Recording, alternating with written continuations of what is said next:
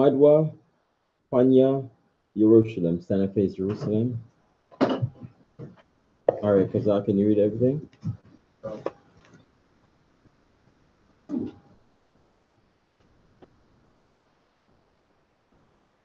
The blessing of the Sabbath. Barakata Yahweh, Bahasham, Yahweh Asherah, Netananawa, Hashabat, Bashalawam, the water, Amen. Blessed are you, Yahweh, in the name of Yahweh Shai, that give to us the Sabbath in peace. Thank you, so be it. Psalm 121. The Ilam Maha Ashar Rayam Akkad. Anya Harayam Ayimya Ahariam Mahayan Yabua'a Isaiah Yabua'a Mayahawa Shasha Shamayam Waratiza La'a Yanathan Lamawat Ragalia Yala'a Yanawam Shashamarka Hana La'a Yanawam Wala'a Yayashan Shashomar Yashara Yahweh Shamaria Yahweh Tazalia Ail Yad Yamyanya Yawamam Hashamash La'a Hakaya Wayarak La'a Balayala Yahweh Yashamaria Makal Rai Yashamar Napashya Yahweh Yashamar Hawalakia Wabaya Maitha Wa'aid Iwalam Bahasham Yahawasha Tawada Amen.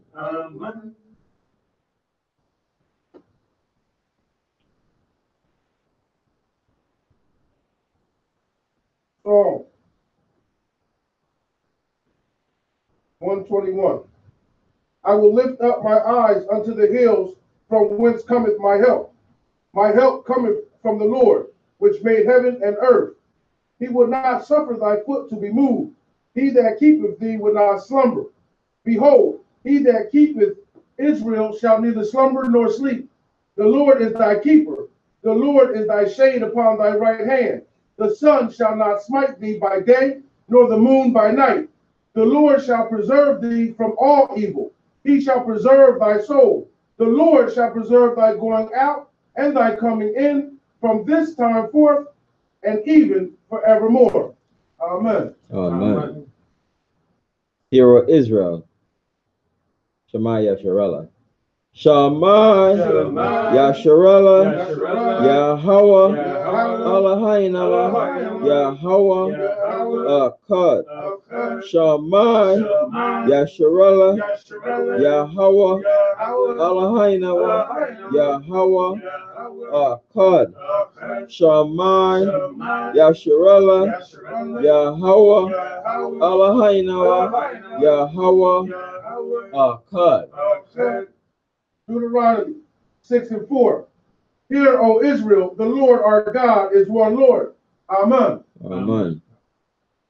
The Lord's Prayer, Yahweh Tapala. Abiyanawa, Shabbat Shemayim, Kodash, Haya, Shamka, Yahweh, Malakwatka, Taba'ah, Ratizawanka, Haya, Aisha, Baratizar, Ka, Bashamayim, Natananawa, Lakum, Yawum, Za, Wasalakanawa, Kawawatinawa, Kasalaknawa, Kawawatinawa, Wala'a, Kabianawa, Al, Nasaya one, Habal, Hawashainawa, Marai, Kaya, Laka, Hamalakwat, Wa'ala, Wahatapa Arak, Luai Walam, Aman. Matthew 6 and 9. After this manner, therefore pray ye, Our Father which art in heaven, hallowed be thy name. Thy kingdom come, thy will be done, in earth as it is in heaven. Give us this day our daily bread, and forgive us our debts, as we forgive our debtors. And lead us not into temptation, but deliver us from evil. For thy is the kingdom, and the power, and the glory, forever. Amen. Amen. The Ten Commandments. Aishara Matazawat. La'a, Yahaya, Laka, Alahayam, Akariam, Ipanya, La'a, Daisha, Laka, Pasal, Wala'a, Daibadam, La'a, Dalakwaka, Shamwa, Yahweh, Alahayaka, Lashawa, Zakar, Ak, Hayawam, Hashabat, Lakodashwa, Kabad, Abaka, Wa Amaka, La'a, Taratazak, La'a, Tana'a, La'a, Takanab, La'a, Daina, Shakwa, La'a, Takamad, Kal, Asherah, Laraika, Aman. Exodus 20 and 3. Thou shalt have no other gods before me. Thou shalt not make unto thee any graven image, or any likeness of anything that is in heaven above, or that is in the earth beneath, or that is in the water under the earth. Thou shalt not bow down thyself to them, nor serve them. For I, the Lord thy God, am a jealous God, visiting the iniquity of the fathers upon the children unto the third and fourth generation of them that hate me, and showing mercy unto thousands of them that love me, and keep my commandments. Thou shalt not take the name of the Lord thy God in vain, for the Lord will not hold him guiltless that taketh his name in vain. Remember the Sabbath day to keep it holy. 6 days shalt thou labor and do all thy work, but the seventh day is the Sabbath of the Lord thy God. In it thou shalt not do any work, thou, nor thy son, nor thy daughter, thy manservant, nor thy maidservant, nor thy cattle, nor thy stranger that is within thy gates. For in 6 days the Lord made heaven and earth, the sea and all that in them is, and rested the seventh day. Wherefore the Lord blessed the Sabbath day and hallowed it. Honor thy father and thy mother, that thy days may be long upon the land which the Lord thy God giveth thee. Thou shalt not kill. Thou shalt not commit adultery. Thou shalt not steal. Thou shalt not bear false witness against thy neighbor. Thou shalt not covet thy neighbor's house. Thou shalt not covet thy neighbor's wife, nor his manservant, nor his maidservant, nor his ox, nor his ass, nor anything that is thy neighbor's. Amen. Amen. Yeshua, be seated.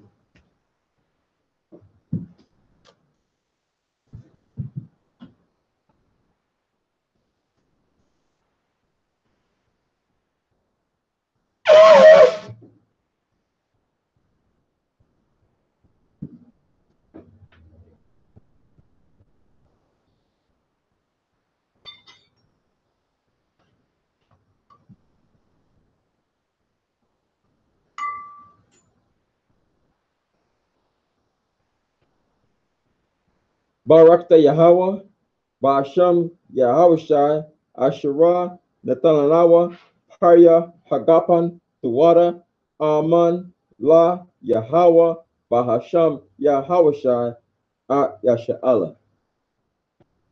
Blessed are you, Yahweh, in the name of Yahushai, that gives to us the fruit of the vine. Thank you, so be it to Yahweh, in the name of Yahushai with Israel.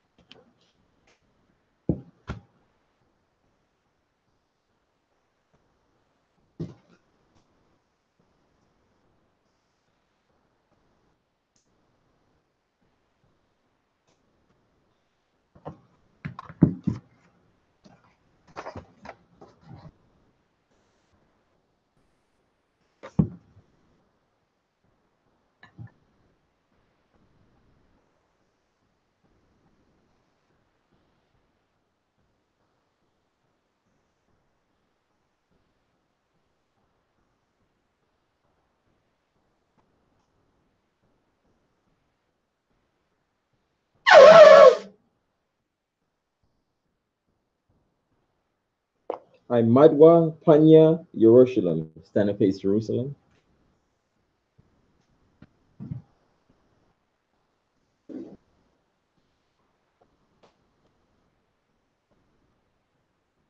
Barakata Yahweh. Hagadal. Rakawam. Abiyar. Wanara'a. Al Yawan. Malak. Shah. Shamayam. Waratisa. Wakal. Dabarim. Kayayam. Wagam. Amashiach. Mayahawa. Hadawanawa. Ahabnawa. Hapala. Yawaitiza. Yahawashai. Zakarnawa. Yahweh. Barataza 1. Amka. Yasha'ala. Izarnawa. Bana. Wasap. Yasha'ala. Al. Nanawa. Yamyan. Aitha. Kayawam. Makodam. Makodam. Aitha.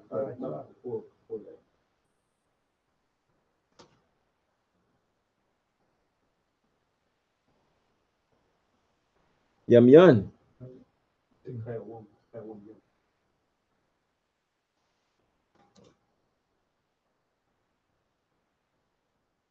Kayawamyam. Makodam. Babakusha. Shalak. Watazawadak. Alahayam. Lagannawa. Rapannawa. Alnawa. Baikwa. Shalak. Haroka. Shal. Yahawashai. Lanawa. Lalamadnawa. Rabiam. Kakama. Tabawana. Wada'ai. Shal. Dabarka. Ba'asham. Yahawashai. Tuwada. Tumyad. Waiwalam. Amen. Blessed are you, Yahweh, the great, merciful, mighty, terrible, most high power, King of heaven and earth, and all things living, and also the anointed from Yahweh, our Lord, our friend, the wonderful counsel, Yahweh Shai. Remember us, Yahweh, favorably, your people Israel. Help us build and gather Israel most high. We beg you right now, like the days of old, please send Michael and the righteous powers to protect us, heal us, and watch over us. Mainly send the spirit of Yahushua to us to teach us much wisdom, knowledge, and understanding of thy word. In the name of Yahushua, thank you always and forever. So be it. Blessed are you, Yahweh, in the name of Yahushua that give to us the law. Barakata Yahweh. Ba'asham. Yahushua. Asherah. Netanyahu. Hatawara. Blessed are you, Yahweh, in the name of Yahushua that give to us the light to see. Barakata Yahweh. Ba'asham. Yahushua. Asherah. Netanyahu. Awar. Larawat. Blessed are you, Yahweh, in the name of Yahushua that give to us the ram's horn to call the people. Barakata Yahweh. Ba'asham. Yahushua. Asherah. Netanyahu. Quran. Hayel. La Korah. Ha'aim. Blessed are you, Yahweh, in the name of Yahushua that give to us the olive oil to anoint Israel. Barakata Yahweh. Ba'asham. Yahushua. Asherah. Netanyahu. Hashaman. Zayat. Lamashach. Yasha'Allah. Yashaba, be seated.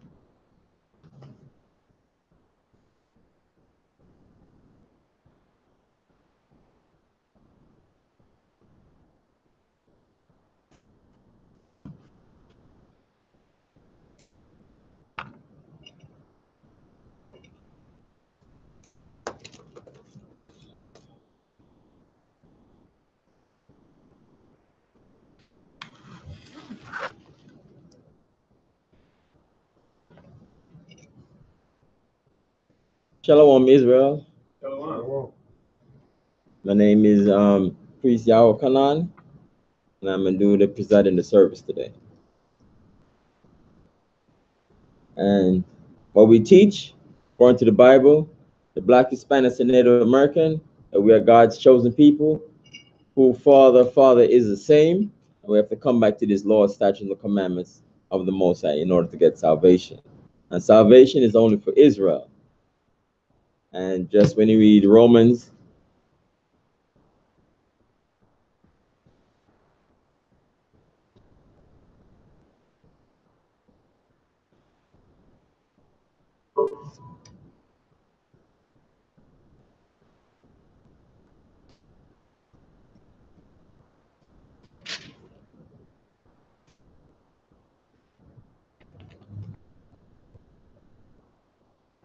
when you read Romans 11:26, and it says, and so all Israel shall be saved, as it is written, there shall come out of Zion the deliverer, and shall turn away ungodliness from Jacob.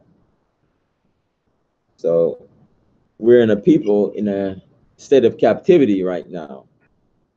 And we definitely need that deliverer, because the other nation there have their land, the government, their military. They're in their salvation right now, and they have their money. They're in their salvation. Plus, so, we're a nation in exile. Our homeland is Israel, and that's our homeland. And we're looking forward, like we said in prayers today, we're praying towards, Jerusalem. We're praying towards our homeland. A lot of chaos is going over into the Middle East. All these nations are fighting over the land that doesn't belong to them. It belongs to us. So we're waiting on the deliverer, Yahweh Shai Mashiach, Jesus Christ, the anointed, who sits at the right hand of the Most High. So today we're reading Leviticus chapter 13 and 14, and we're gonna go into the Hebrew first. It's good to know the Hebrew because it helps you to understand more in the scriptures. This is our original language. The first language on the earth is Hebrew. And from that, other language came from the Tower of Babel. When the Most High came down and confused, the nation and people trying to build up something, some tower up to heaven. So that's the old language came from Hebrew. But the Old Testament is written in Hebrew. We study it to the best of our ability, find out more, concerning our language. That's why we call ourselves Hebrew Israelites. Hebrew is our language and nationality, and Israelites is our nationality. We came from our forefather Jacob, which is father of the 12 tribes of Israel.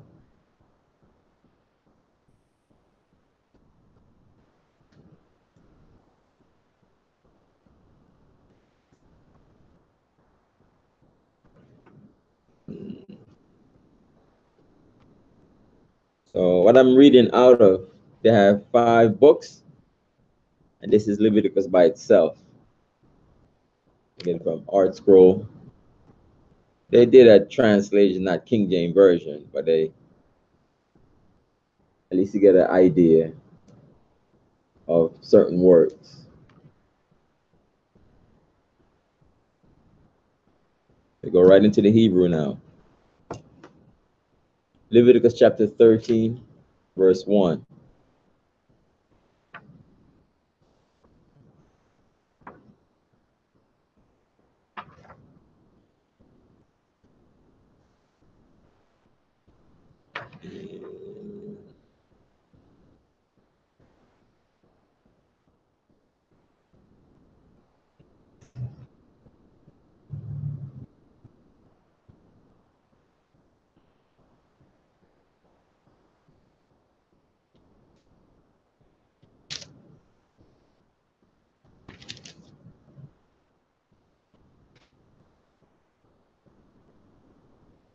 59 verses.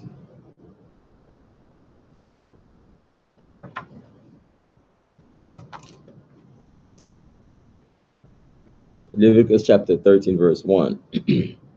Way the bar Yahweh al Masha wa al Aharon la Amar, verse 2.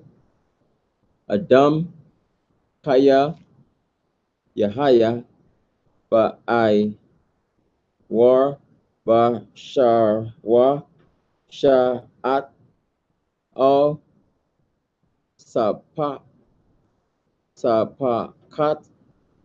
al Baharat Wahaya ba I war ba Sharwa la Nagai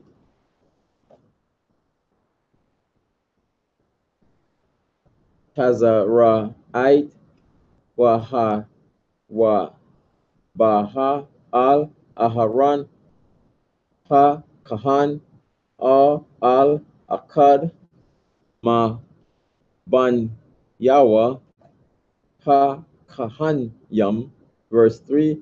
Wara Aha Ha Kahan At Kana Gai Ba I War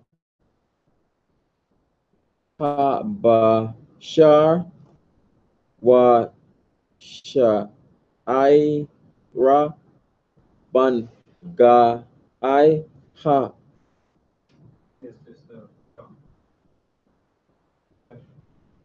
Ha Bashar. Yeah, ha is this. Oh, all right.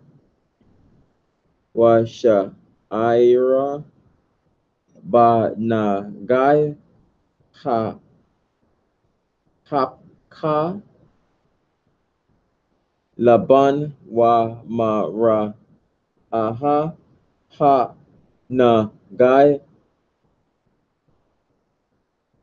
I Mak Ma I War Ba Basharwa Na Gai Tazara'ai Ha Wa A Wa Ra A Hawa Pa Kahan Wa Sa Maha Atwa, verse 3. Wa Baha Rat La Banha Hawa Ba I War Ba Shar Wa I Mak Yan Mara Aha Man Ha I War Washa I Raha La A Ha Haka Laban Waha Sa Ga Ya Ra Ha Kahan At Ha Na Gai Shaba I Ya Mayam, verse 5. Wa Ra A Ha Wa Ha Kahan Ba Ya Wam Ha Sha Ha Shaba Ya Aya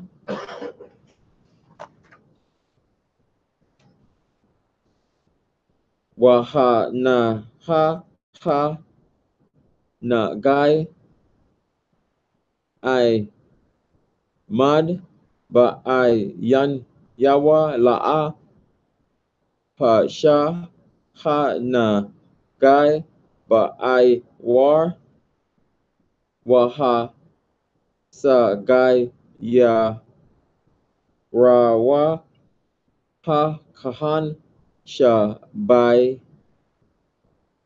Ait Yamayam Shana Yat, verse 6. Wa Ra A Ha Kahan Atwa Ba Yawam Hasha Ba Ya I Ya Shan Yat Ha Wa Ha Na Ha No Ka Ha Na Gai wa la'a pashaha hanagai ba'ai war wa saharawa ha kahan ma masapak sa hawa'a waka bas bagad yawa wa sa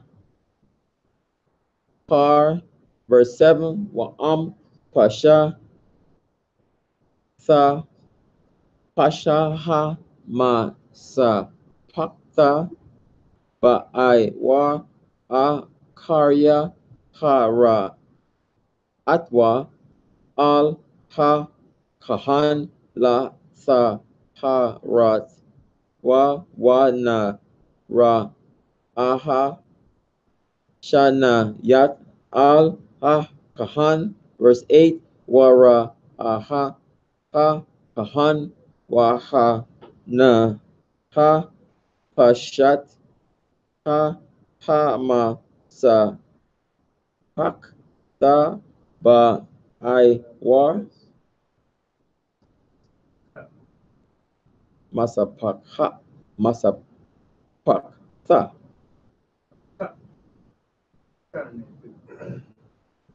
I have ma ha ma sa pa ka ta. That's what I have there. But I war wa sa ma awa ha kahan taza ra I ha wa verse 9 na gai taza ra I kaya saha ya ha ba adam wa ha wa by al ha kahan verse 10 wa ra ha kahan wa ha na ha sha'at la ban ha ba I wa. Yeah, I saw that Laban is like Laban. Really? Like when Jacob went to Laban, it says Laban. It's like, is it spelled the same word? Oh, okay. His name means white. Oh, okay.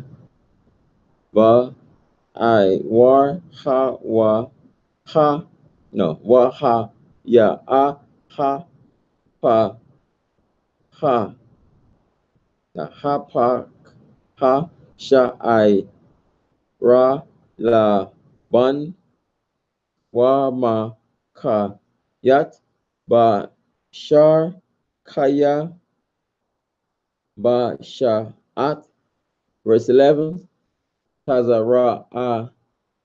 tazara'ait na wa shanta hawa'a ba'ai war bashar no I said basharwa the Y is a possession.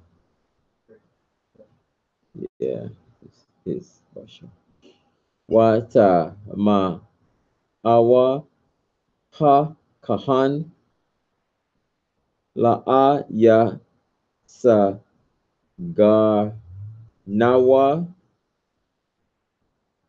kaya ta maha hawa'a verse 12 wa para wak sa parka ha tazara'ait ba'ai war wa ka sat ha tazara'ait at kal I war hana gai mara oh yeah ma ra ashwa wa aid ra gali yawa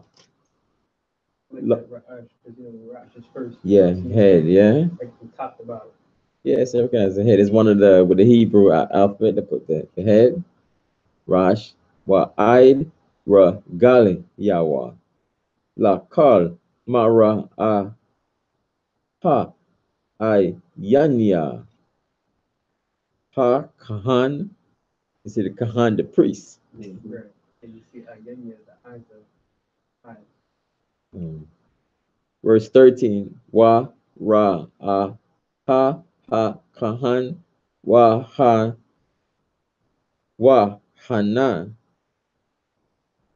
ka sat taza ra'ai at kal ba sharwa wa ta har at hana gai kalwa ka kapka I think this is la ban saha war ha wa verse 14 wa ba wam hara wat bawa bashar kaya yatha maha verse 15 wa ra aha ha kahan at ha bashar ha kaya wa sama al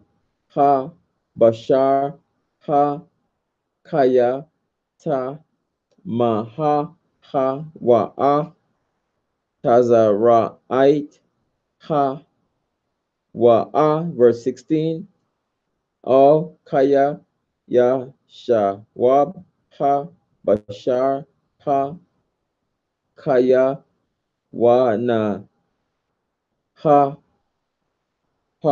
ka la ban wa ba'a al ha kahan verse 17 wa ra'aha wa ha kahan ha wa hanha wa hanan wa indeed wa hana na ha haka ha na gai la ban laban wa sa har ha kahan at ha na gai sa ha war ha wa verse 18 wa bashar kaya Yahaya Bawa Ba I Rawa Shaka Yan Wana Pa Wana Ra Pa verse 19 Wa Narapa. He's here. Rapha. Raphael. Yeah, the priest. Oh, Raphael? God here. That's what Raphael is? Right. Rapha Allah is Raphael. But this is just one Rapha, meaning and it says he is healed. And it's healed. Okay. So that Rapha means to heal.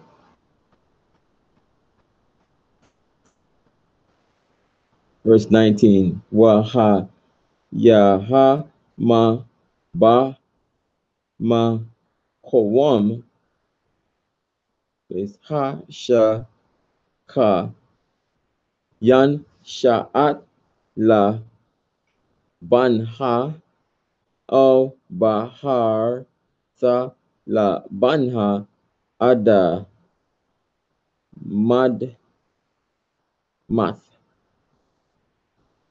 Wana Ha Al Ha Kahan verse 20 ha Kahan wa Hanan no wa Hana aha Shapal man ha'ai war wa sha'ai ha ka la ban wa au ha kahan na gaai tazara ait hawa basha ka yawa no yan basha ka yan para ka ha verse 21 wa yara an ha kahan wa ha na ha hayan ba ha sha I la ban wa sha pa la ha a yan na ha man ha I war wa ha ya a ka ha wa ha sa I yar That's not a part, that's a guy. wa ha sa gai yar wa ha kahan shaba I yamayam verse 22 wa So, about 8 and 7 days. yum yum because there's something I say yamayam but it's just yum yum right Yum is big, and then yum is short. oh yum yum yum okay I try to split it up but I said no it's supposed to be yum yum verse 22 wa pa sha ha tha pa sha ha ba I war wa sa ma ha kahan atwa na gai ha wa verse 23 wa tha ka ta ya ha I mud ha ba ha rat la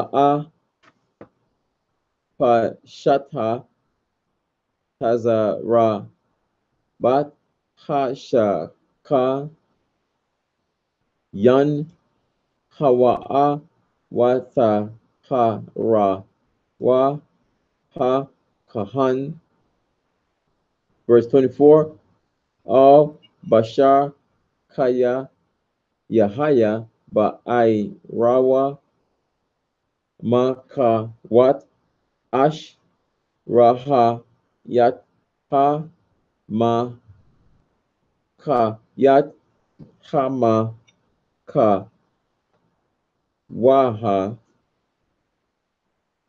ba ha rat la banha a adam adama damsa al la banha verse 25 wa ra'a ha ha kahan wa ha wa hana na ha paka sha'ira la ban ba ha rat wa mara ha I mak man ha I war taza rat ha no taza right ha wa ba ma ka wa ha para ka ha wa sa ma a atwa ha kahan na gai tazara ait ha wa verse 26 wa yara anha ha kahan wahan wa hana ayan baba ha rat sha ira la ban wa sha pa la ha a yan na ha man ha I war wa ha wa ka ha wa ha sa gai ya rawa ha kahan shaba ait yam. Verse 27, wa ra aha ra wa ra hawa ha kahan ba ya wam ha sha bai ya I ya pa sha ha sa pa sha ha ba I war wa sa ma ha kahan athwa na gai taza ra ith ha wa verse 28, wa sa ka ta ya ha ma I ta mad haba ha rat la pa shat ha ba I war wa ha han no ka ha sha at ka ma ka wa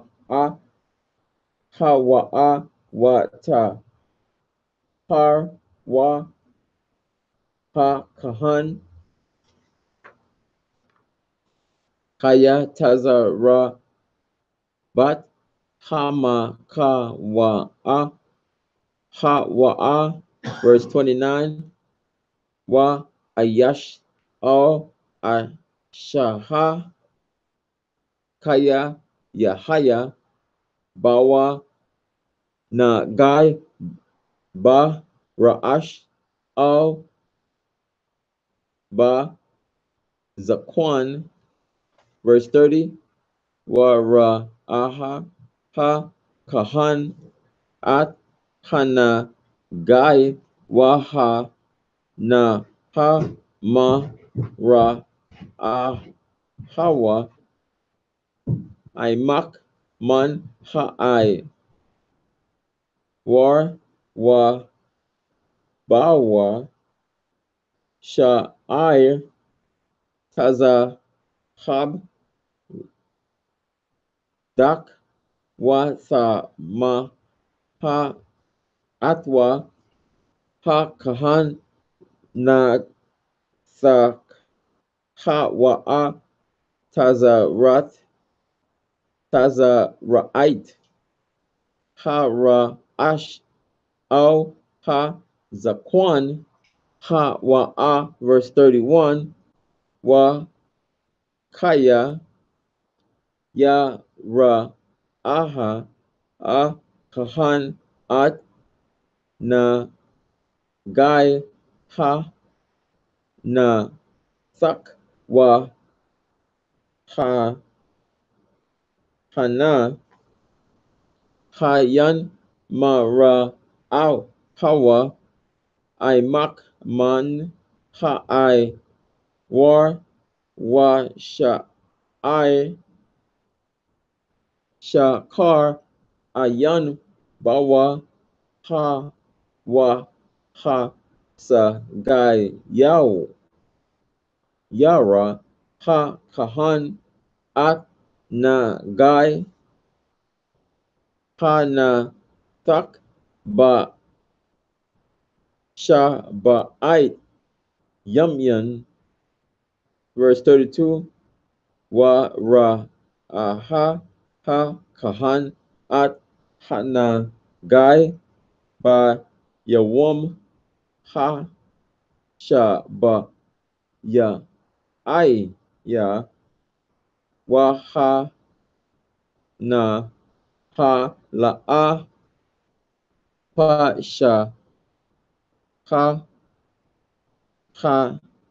na sak wa la ya ha ba wa ba ra taza hab Oh, Sha'ir here. Taza Hab. That's a Ahab. Ahab is gold, right? No.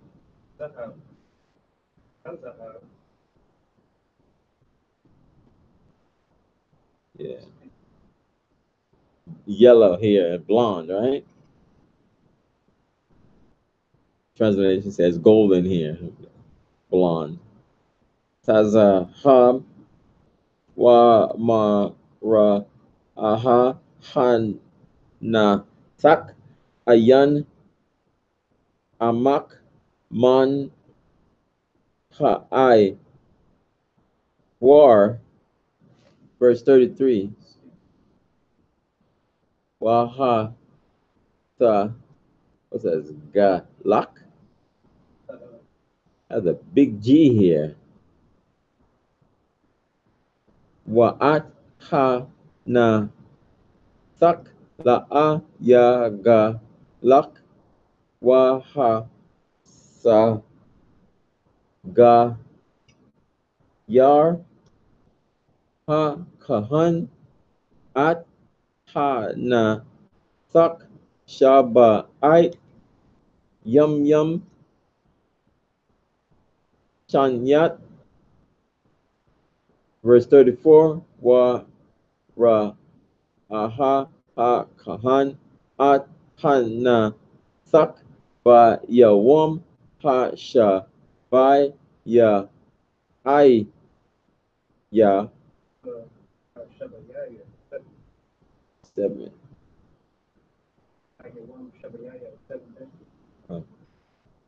Waha wa hana la a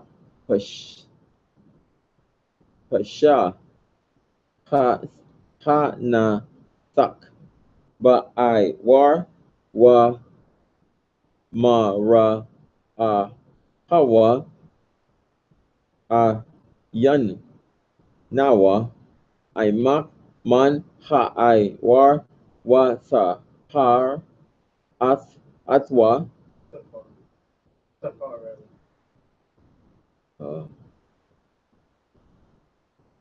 wa sahar,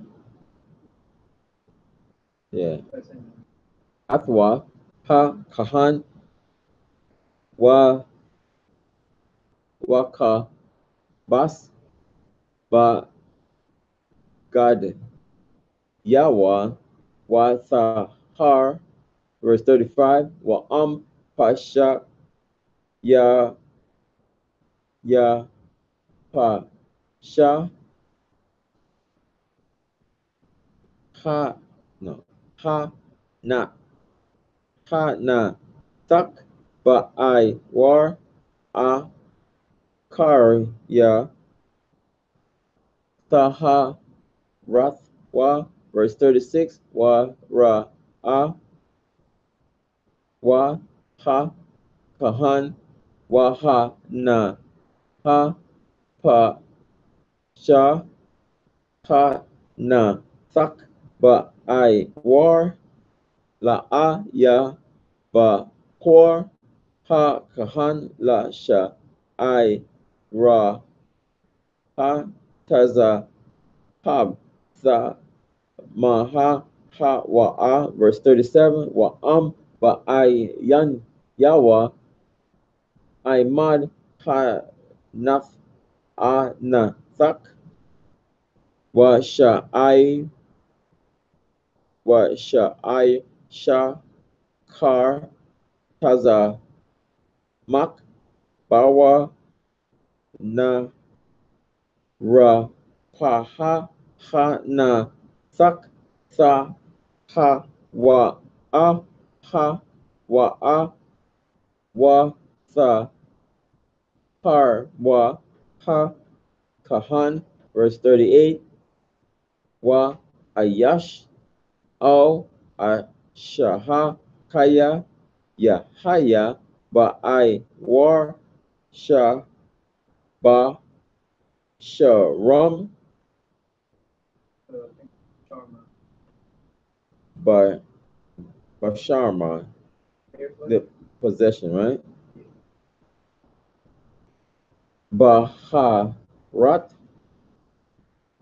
Baharat la banta, verse 39. Wa ra'aha ha kahan,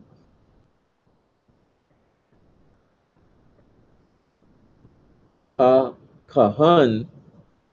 When I see kahan and I put Cohen here, there's a lot of Jewish people trying to name themselves Cohen, you know? Yeah. Waha na ka ba I war la ba sharma ba ha rath sa no ka ha wat la ban ta ba ha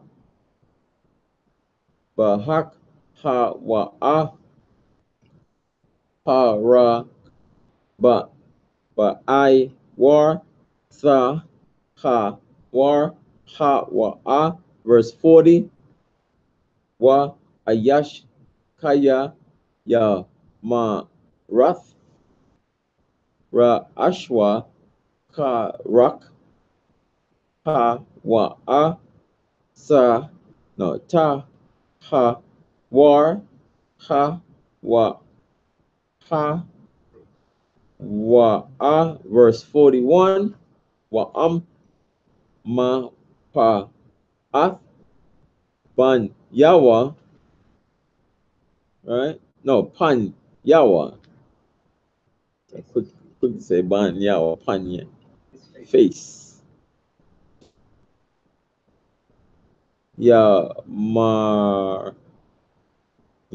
marat ra ashwa gabak hawa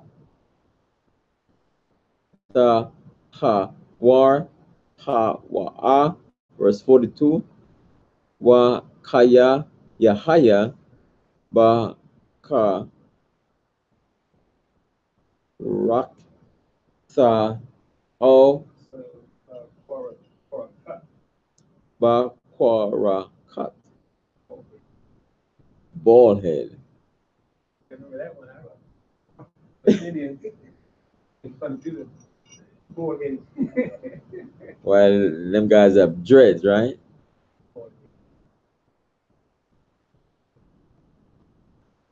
Oh, ba ga ba kat na guy la ban ada. This is the thing about Esau. Ada. That was it. Ada ma dum. I said that one right. Taza ra'ait pa ra kat hawa'a ba kor kat wa o ba I ba katwa. Hmm? Oh, guy. Ba guy ba katwa.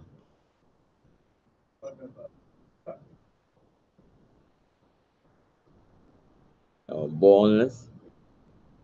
Yeah. Baldness. As I have my headpiece cover some of my baldness, you know. It's, hey, you know, just make me less of anything out there, you know. There's a lot of stories that I respect, you know. Verse 43. No, it's just, yeah. Yeah, I have the scriptures here, you know. Yeah, we're gonna go into that. Yeah, he cursed him though. Verse 43. Yeah. Verse 43.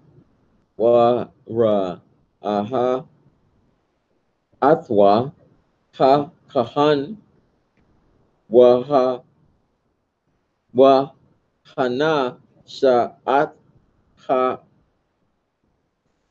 Hana Gai La Banha Ada Ma Da Mat Ba Pora Katwa Au Baka Ba Ka Sa Wa Kam Kama Ra A Taza Ra I War Bashar, verse 44, Ayash Taza Ra Wa I Ha Wa A Ta Ma Ha Ha Wa A Ma Sa Ma A Ya Sa Ma An Wa Ha Ahan Ba Ra Ashwa Na Ga Iwa, verse 45, Waha Taza Ra Y Ashira Bawa Ha Na Gai Ba Ga Da Yawa Yahaya Ba Ra Pa Ramyam Wa Ra Ashwa Yaha Ya Para Y Wa I Wa Il Sha Pum Ya I Ta Ha Wa Sa Ma Ha Sa Sa Ma Ha Ya Ra Ah, verse 46, Kal Yamaya Ashira Kana Gai Bawa Yata Maha Sa Ma Ha Ha Wa A Ba Badad Yashab Ma Ka Watiza La Ka Lama Kanha Wa Ma Wa Shabwa, verse 47, Wa Ha Ba God Kaya Yahaya Bawa Na Gai Taza Rat Taza Ra'ith. Oh, okay. Ba God Taza Mar All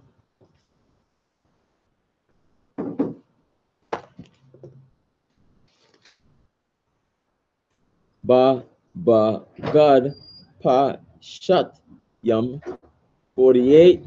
And you see, Bagad, that's a Garment. Yeah, here you see, if you read about Bagad, Tazamar, which is wool garment, or by Bagad, Shakti, it says garment of flaxen, linen garment. Yeah, when I think about garment, one time I went to New York to a feast because I just went. I guess where you garmenting? Where you garment? Where you garment, brothers? Like, oh, make sure I have my garment. Don't be left out there like no garment, no fringes, no nothing. Ba Shat Yum, verse 48. All Ba Shat Ya. All Ba I Rab La Pa Shat Yum. Wa La Taza Mar. All Ba I War. All Bakal Ma La A Kat I War Verse 49, Wahaya Haya Hana Gai Ya Rock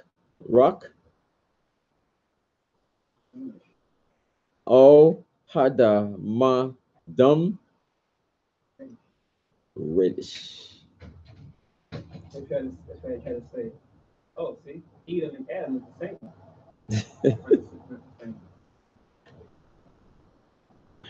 Ba God O Ba I War O Ba Shat Ya O Ba I Rob O Ba Call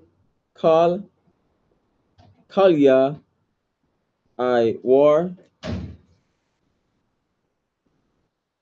Na Gai Taza Ra'ait Hawa'a Wa Har At no Wahar Aha At Ha Kahan verse 50 Wara'aha Ha Kahan At Ha Na Gai Wa Ha Sa Ga Ya Ra At Hana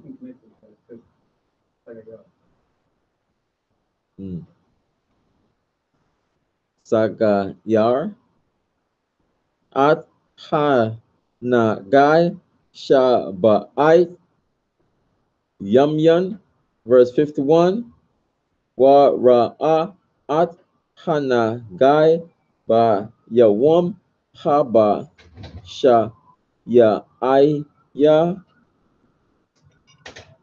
7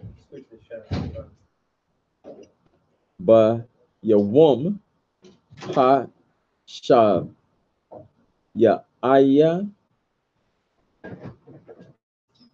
Kaya Ha Sha Ha Nagai Ba God All Ba Shat Ya All Ba I Rob All Ba I War Lakal Asherah Ya I Sha Ha Ha I War La Ma La A Ka Ha Tazara'ait Ma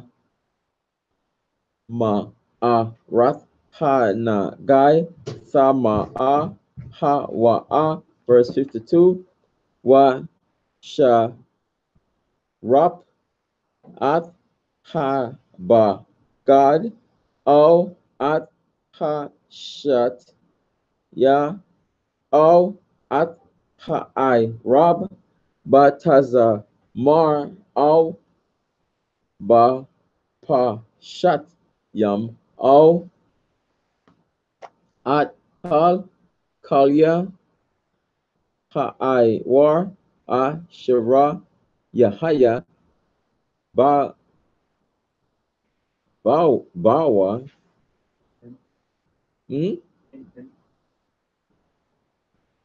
Ha Na Gai Kaya Taza Ra'ait Ma Rath Ha Ba Ash Sa Sha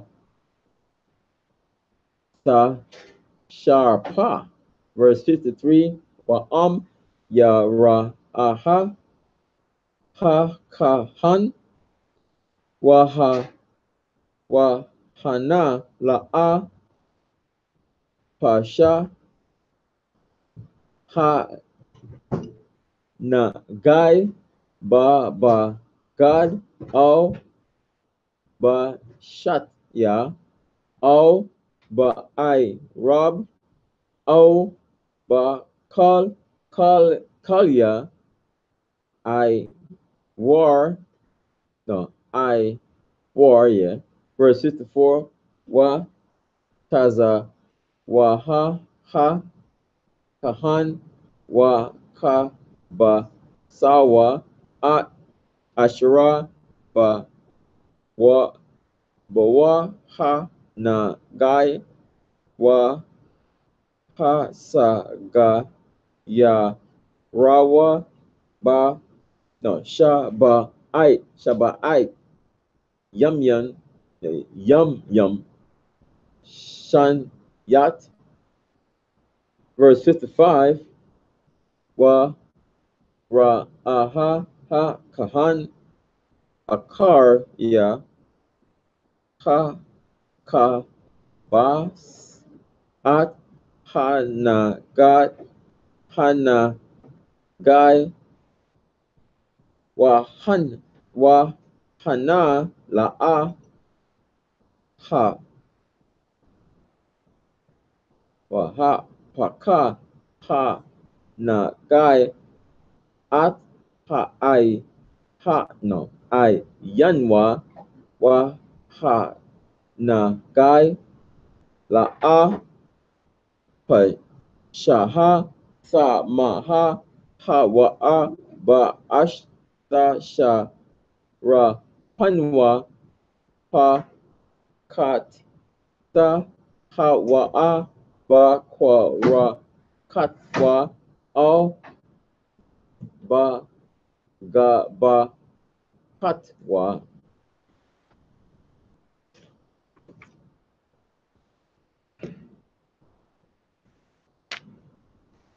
Verse 56, wa ra aha ha kahan wa hana ka ha na gai akarya ha ka bas atwa wa kwa rai atwa man ha ba God au man ha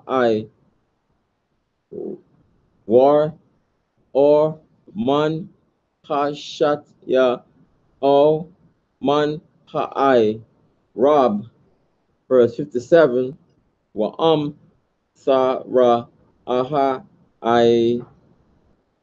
wad ba God au ba shatya au ba rob au ba ya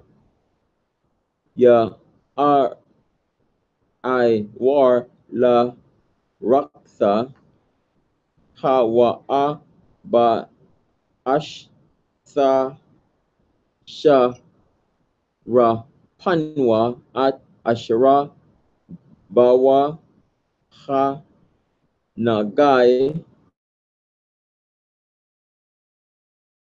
Verse 58, ba God al ha'ai rob al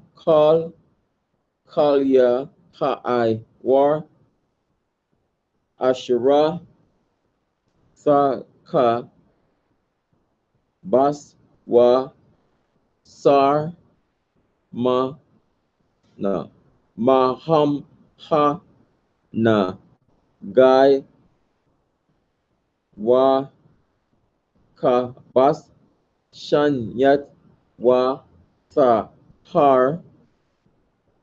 Verse 59, za'at sa wa rat na gai taza ra'ait ba God ha taza mar au ha pa shatyam au ha sha sa ya au ha rob au kal ba no kalya war la sa par wa au la sa ma wa. Oh, Big chapter. whew, yeah, it's a big chapter. Reading the Hebrew is like speak, it's like, it's like keep on going and going and going. Man, imagine to read it every day.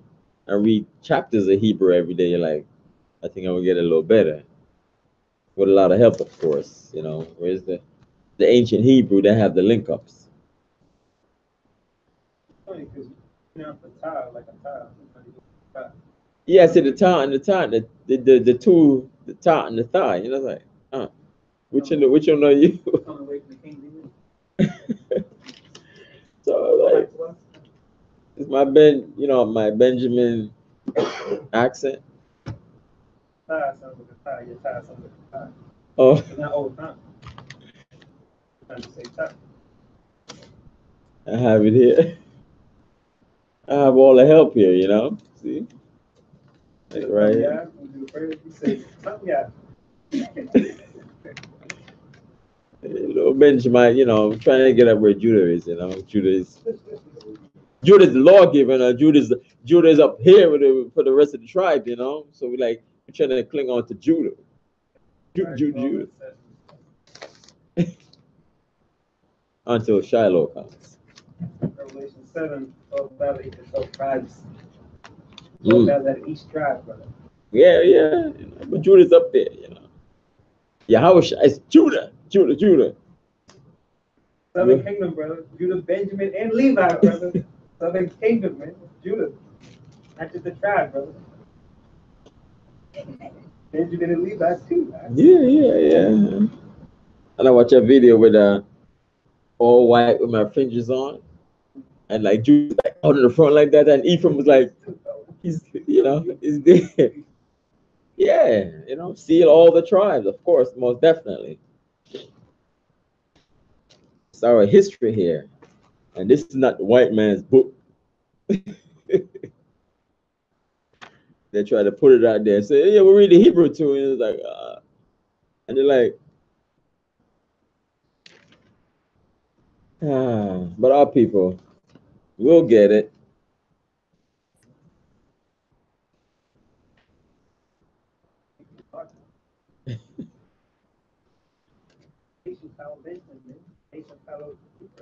So Benjamin plate is like this high, It's like, little Benjamin, don't take Benjamin,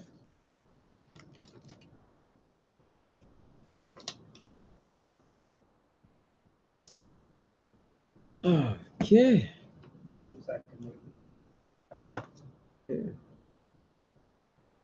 Like Bakwash and Newark and stuff like that. Benjamin. He's like, Bakwash is like, Bakwash.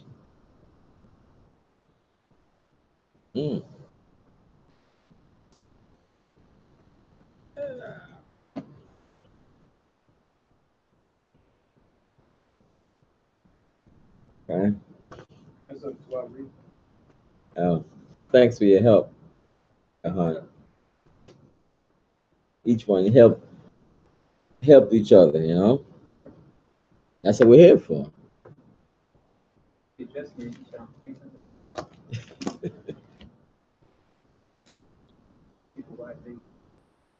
I remember the first time I came in here, they reading Hebrew. It's like, let's go to the English, And I'm like, I can't wait for them to finish the Hebrew so I can go to English, I'm like Hebrew first and then English. When you go into their I think in the Middle East, when they go to their temple, they be praying their stuff in Arabic, Arabic is like one in English, English is there. It's a smaller language compared to like Chinese or Arabic and stuff like that. Like English is new. I think it's like about 400 years or something like that. Yeah. Yeah, because even when they go to the King James, the original language, so you see certain things in it, certain things in it that they have to kind of, tweak it around to the regular print that we have right now. It's coming to almost like a Shakespeare in a sense, but it's more pure. Like a middle thing. Because the old English is even different from that. Oh, the old English. Even before. Even when I look at some of the old English, and like, I can't read this. Old English is different from King James. King James English is like from the middle. Yeah.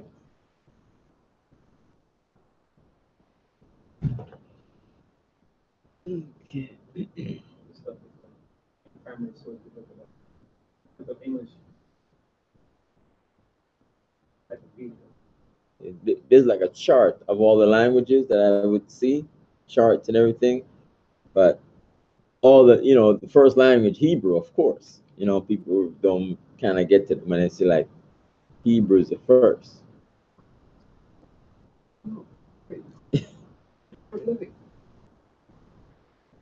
Because even when you read something, in the Exodus and Moses, the narrative is in Hebrew, but the Egyptians, they were speaking their language, but the narratives is in Hebrew.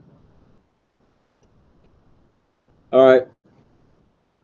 Leviticus chapter 13, verse 1. I see many scriptures just come out at you. And the Lord spake unto Moses and Aaron, saying, when a man shall have in his skin of his flesh a rising, a scab, or bright spot, and it be in the skin of his flesh, like the plague of leprosy. You see that bright spot? Then he shall be brought unto Aaron the priest, or unto one of his sons the priest. So they have to go and check it out. What is it?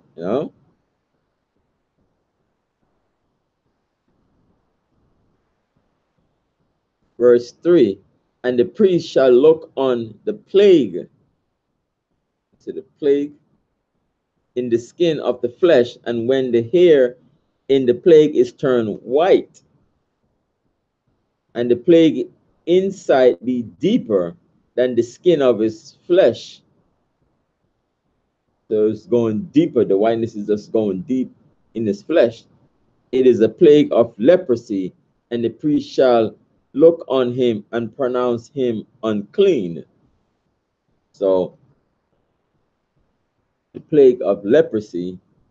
So if they start going into the churches and find out what exactly is this, when the skin is white, when they see the so-called, white people, they have leprosy, they're a clean leper. But if you like how I growing up and everything, and in a dark skinned nation, like you come here and you really don't think, after a while you see so many of them, anything, you really don't think of it too much. It's like, oh well, they just have a lighter skin complexion. I don't realize is leprosy that they have. And some people of my people, they bleaching their skin and they want to have skin tone like them, And you go into the magazine rack and all you see is just like white people just fill up the magazine racks. And even some products, they put, the black lady having darker skin and she have a frown on her face. And then she get lighter and lighter and she get like a big smile on her face. And she's like lighter now. And they pushing. There's so many products that lightening skin is pushing in Africa, pushing in here and pushing. And it's like this undertone thing. It's like, realize this is leprosy. You have your beautiful, melanated skin, and that to protect you. And they feel as if to be lighter skin is like everything. But it's that warped mentality that they have. So when I just want to, for verse 3, I just want to read Genesis 4:15.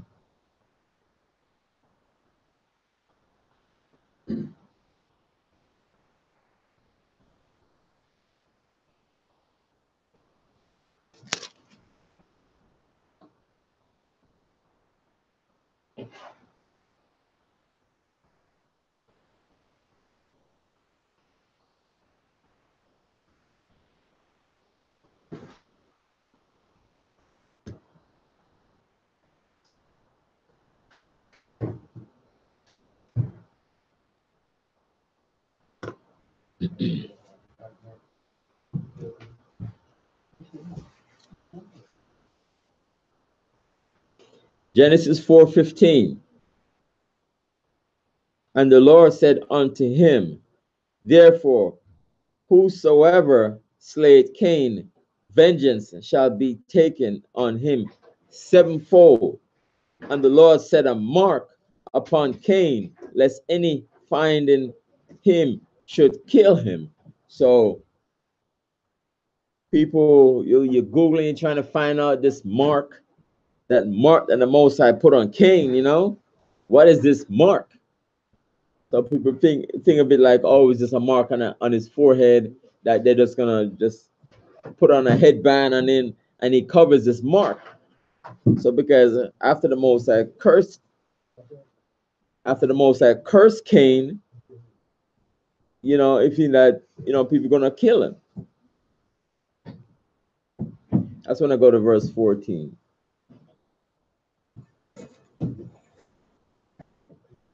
So the Most High punished Cain. I just want to read Genesis 4, verse 14. Behold, thou hast driven me out this day from among the face of the earth, and from thy face shall I be hid, and I shall be a fugitive and a vagabond in the earth, and it shall come to pass that everyone that findeth me shall slay me. So the Most High put that mark upon Cain, took away his skin color from him. So he's just like out there, different from everybody else, and he has a thing of leprosy. Well, that's what the mark was. Yeah, because you know, even a thing in Africa, they have a thing now. People who have albino, they say albino.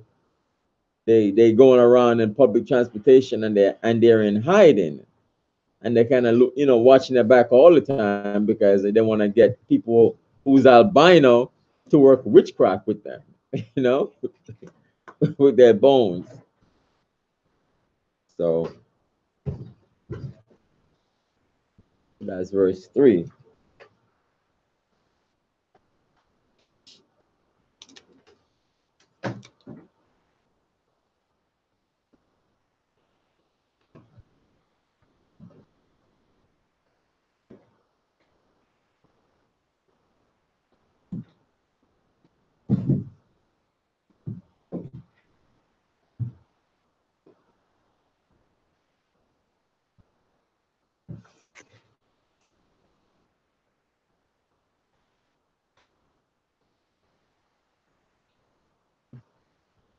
So when the priest, after you find out in his skin and so on and so forth, then turning white and so on and so forth, you know, the priest got to see him.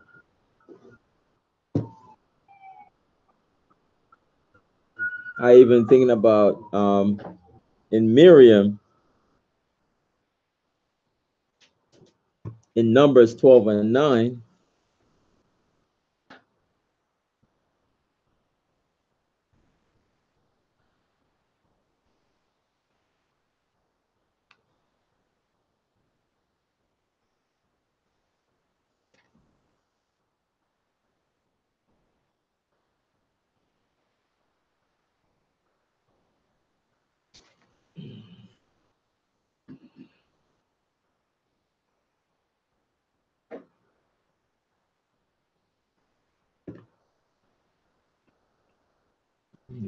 Numbers.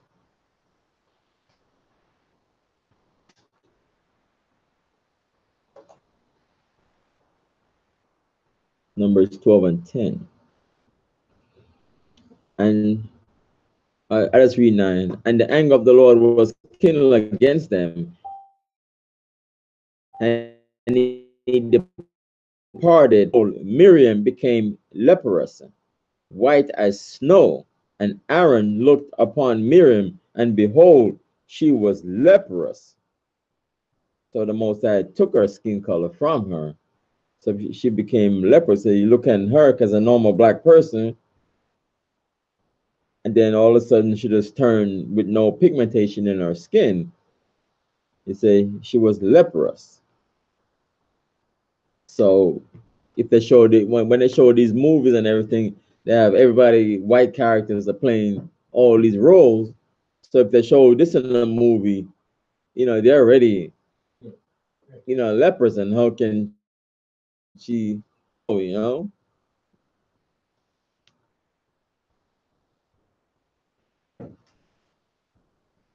it's like, something is wrong there, everybody. Because even when you go, the majority of the nations, out there have a skin tone to them. And even when the so-called whites, they are ruling in the earth now, but they are minority when they compare to the other nations. The other nations are growing faster than them. They're in almost like, in a certain census, they would say they're like zero population growth. Other nations are growing faster than them. It can't not be. Kind of you were saying in the movies, you'll see it's mainly cast with so-called Caucasians when they have leprosy. They only deal with a certain type, which you're going to read about having like boils in the skin. They see them kind of off to the side with boils. They won't go into the skin coloration. Yeah. But their job is to deceive the earth, to deceive the world. And they doing a pretty good job,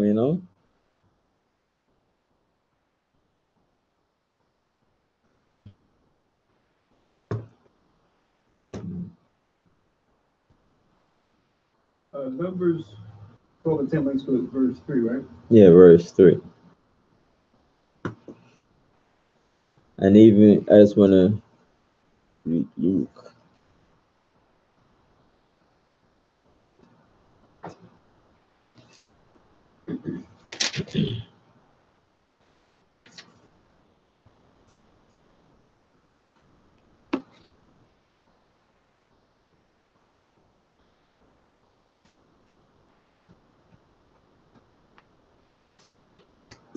Luke 17.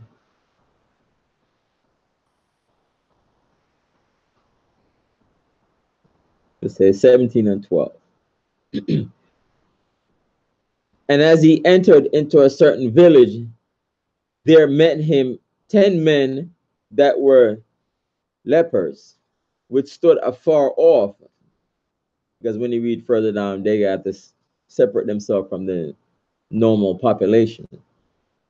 And they, verse 13, and they lifted up their voices and said, Jesus, Master, have mercy on us. And when he saw them, he said unto them, go show yourselves unto the priest. So he gave them the instruction. And it came to pass that as they went, they were cleansed.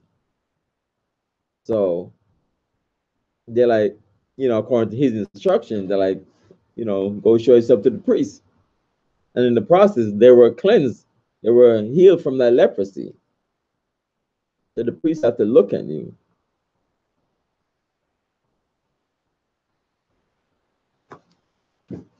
Because when you have that leprosy, you have to just separate yourself from the main population.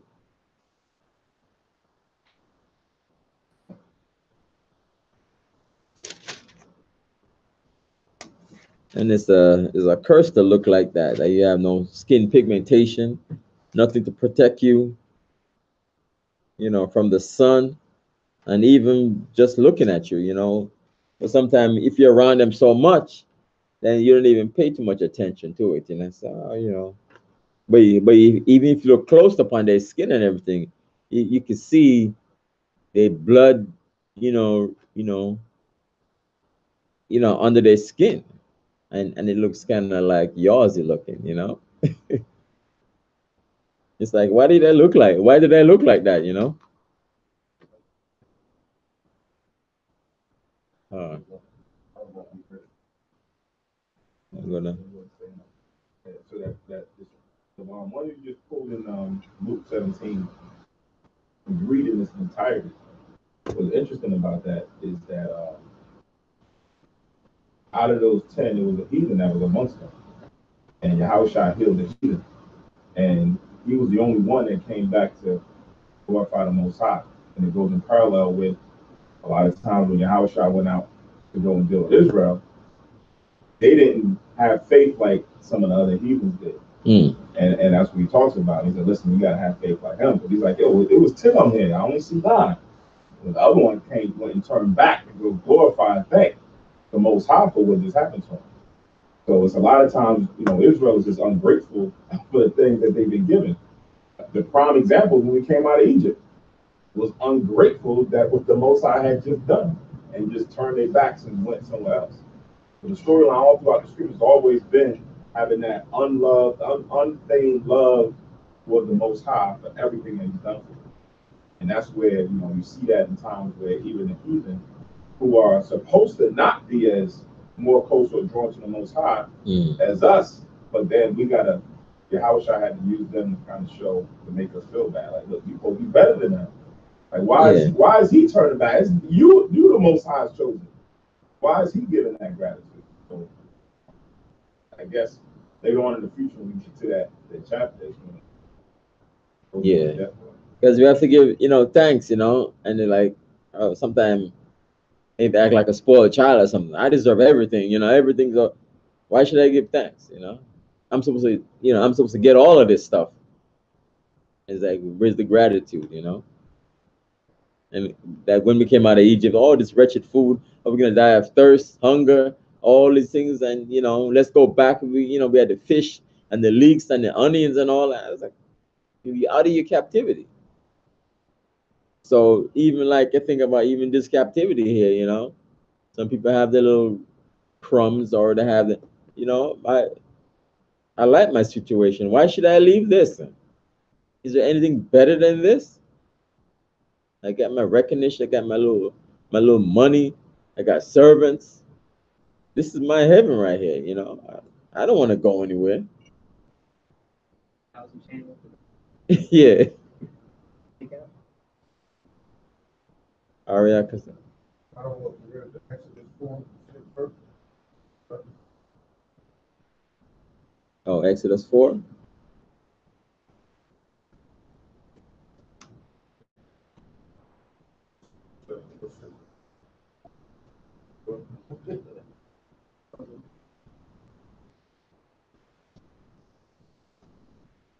Is this? Oh, with Moses.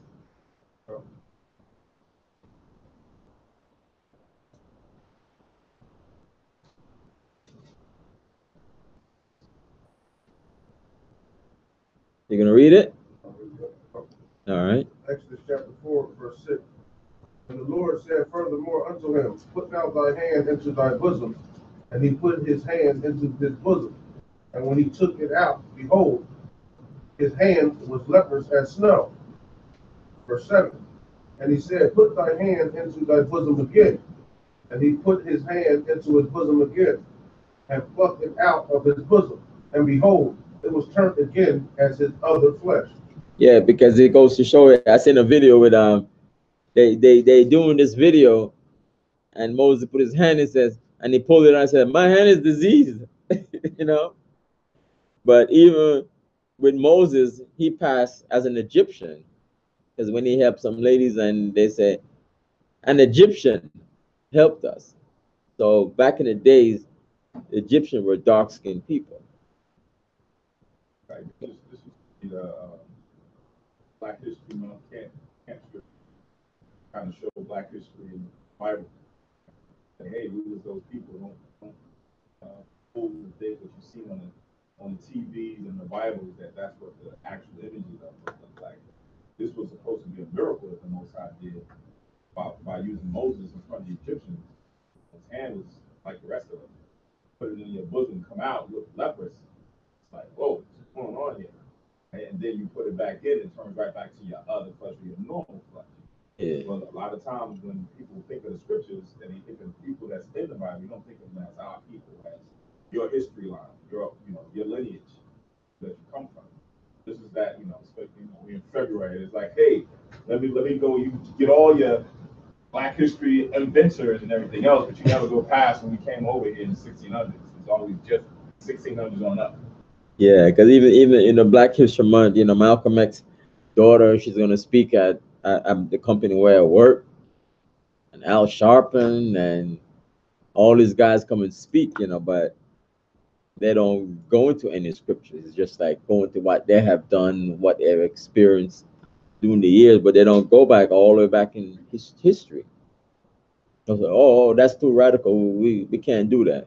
Don't talk about the Bible. Talk about you, your people, your little struggle, a nice little speech, and keep it moving.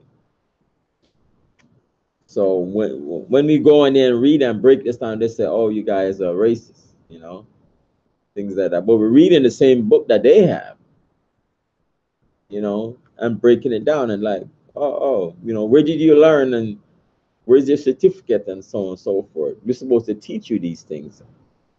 You're not supposed to teach us. So, so when we start going into it and I find it and start to break it down, it's like, wow, this is what it's saying. It must be dark-skinned people, so-called black people.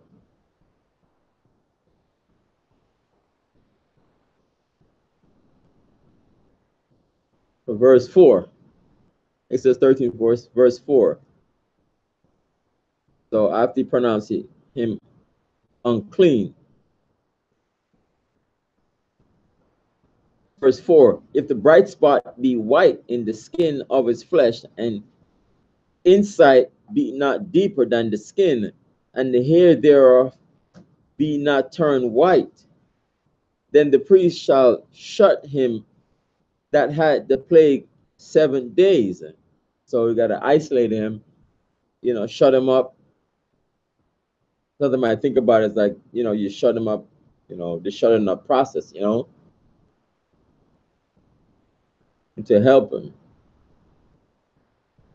So when you read in the third verse, it gave you the basic classification. It says your skin and your hairs is like this. Now you read the fourth verse, and because the priests are the ones who have to do that, you know, analyze. They got to go and look at you and see what's going on with you. In this case, it's like, all right, his skin is like that, but his hair ain't turned white. I don't really know what's going on right now. Yeah. Right? So that's why he said, you know what, I'm gonna set you up for 7 days. I'm gonna give it time.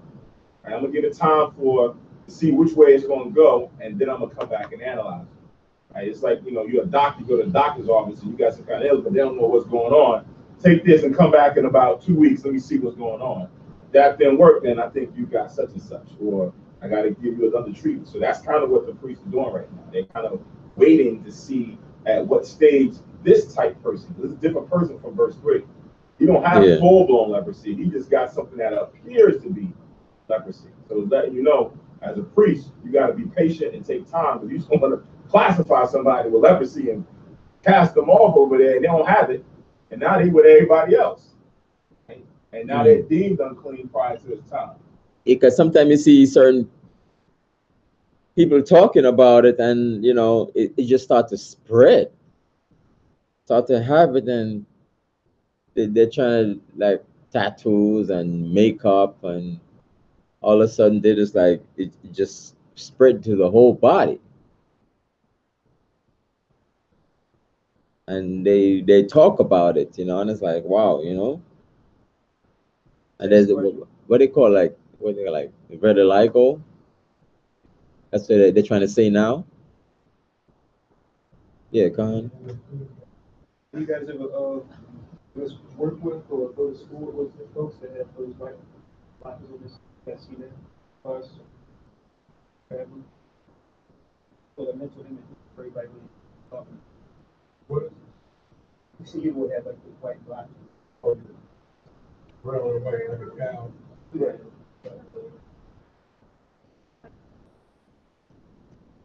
Yeah.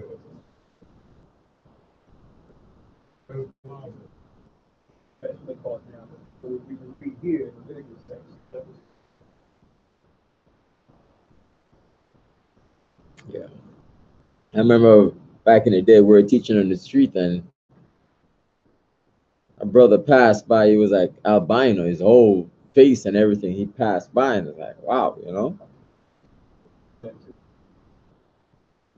me see. So verse 5, and the priest shall look on him the seventh day, and behold, if the plague in his side be at a stay, and the plague spread not in the skin, then the priest shall shut him up 7 more days. Like we said, can't sum up. You got to see how it is and shut him up again 7 more days to see where is this going, you know. Verse 6, and the priest shall look on him again the seventh day, and behold, if the plague be somewhat dark, and the plague spread not in the skin, the priest shall pronounce him clean. It is but a scab, and he shall wash his clothes and be clean. Or to that pronounce that it didn't spread, but it's somewhat dark. You just have to wash his clothes and clean up himself and wash his clothes, because it's a scab. Because even sometimes things happen and you have that scab and it's scale off as I try to understand, you know, because the scab usually just heal up first and then it comes off, and then the natural skin comes back. Verse 7, but if the scab spread much abroad in the skin, after that he had seen of the priest for his cleansing, he shall be seen of the priest again. So he got to be in a, like where the priests are. I think he comes like in the front section, but not inside the tabernacle. But the priest got to just see him from that, from that distance. And verse 8, and if the priest see that, behold, the scab, pronounce him unclean. It is a leprosy. So when he's unclean, when the priest find out that he has the leprosy now, he's unclean.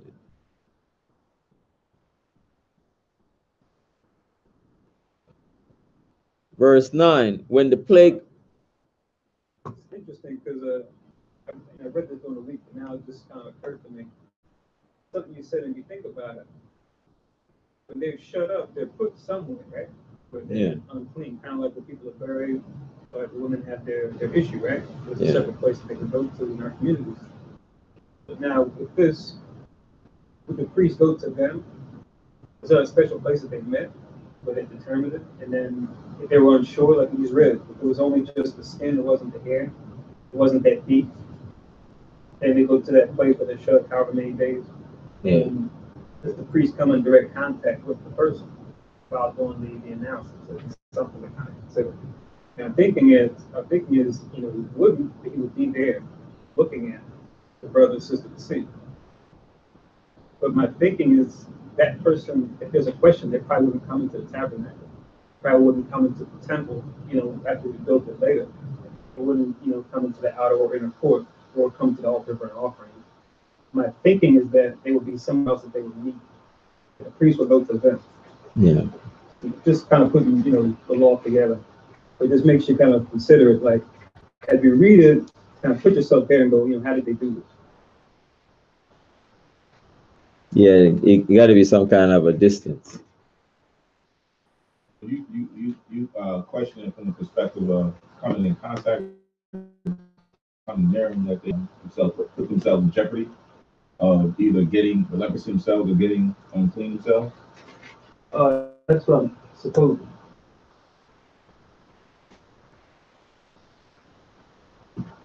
Okay. Because I even think about certain things with possible quarantine somebody who are certain things, a certain doctor put on mask and everything and gloves and try to, see what's going on. Or if it's that bad in the sense to kind of like have them at a certain distance from them.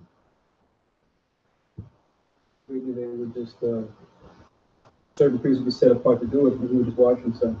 Like if someone was unclean with his dead body, they would come into his house, in their place. But they would go inside the place. That would make them unclean. So I guess that priest would have to wash himself. Yeah. Not if after the 7 days they saw, like you read, it spread, and they went back. Oh, it is leprosy. I mean, you're descendant, and he could wash himself. Yeah. Mm-hmm. Verse 9. When the plague of leprosy is in a man, then he shall be brought into the priest. Verse 10. And the priest shall see him, and behold, if the rising be white in the skin, and it have turned the hair white, and there be quick raw flesh in the rising. So the hair is white, the skin is white, like you see, like the raw flesh is in the rising. Okay, you look kind of a little raw too. Verse 11, it is an old leprosy in the skin of his flesh, and the priest shall pronounce him unclean, and shall not shut him up, for he is unclean. So you're not going to shut him up again for another 7 days or something like that. He's just unclean. Verse 12, and if a leprosy break out abroad in the skin, and the leprosy cover all the sin had from his head to his foot, the priest shall, wheresoever the priest look at him. So the priest, looking at him he's covered from head to toe. Verse 13, then the priest shall consider, and behold, if the leprosy have covered all his flesh, he shall pronounce him clean that had the plague. It is all clean. So the so-called white, they're clean leprosy. They still have leprosy, but they're clean. So it's not gonna, rub off or be contagious. It's kind of contagious with people out there trying to bleach themselves to look like them. It's just a mental thing, When you see the average person would do it, would bleach them skin. It's not a good thing, because you see them after they do it, they're walking with an umbrella out there in the sun, because to protect them from the sun. Because they're mostly in the nighttime making videos and nighttime, but outside in the sun, working outside in the sun, they're like, I can't do that. Thin, and you're subject to the skin rays to get like skin cancer. Get the sun rays, yeah. So you're subject to that. They say, okay, you want to be like that, you can bleach your skin, but you're taking away your natural, melanin in your skin just to try to look like that.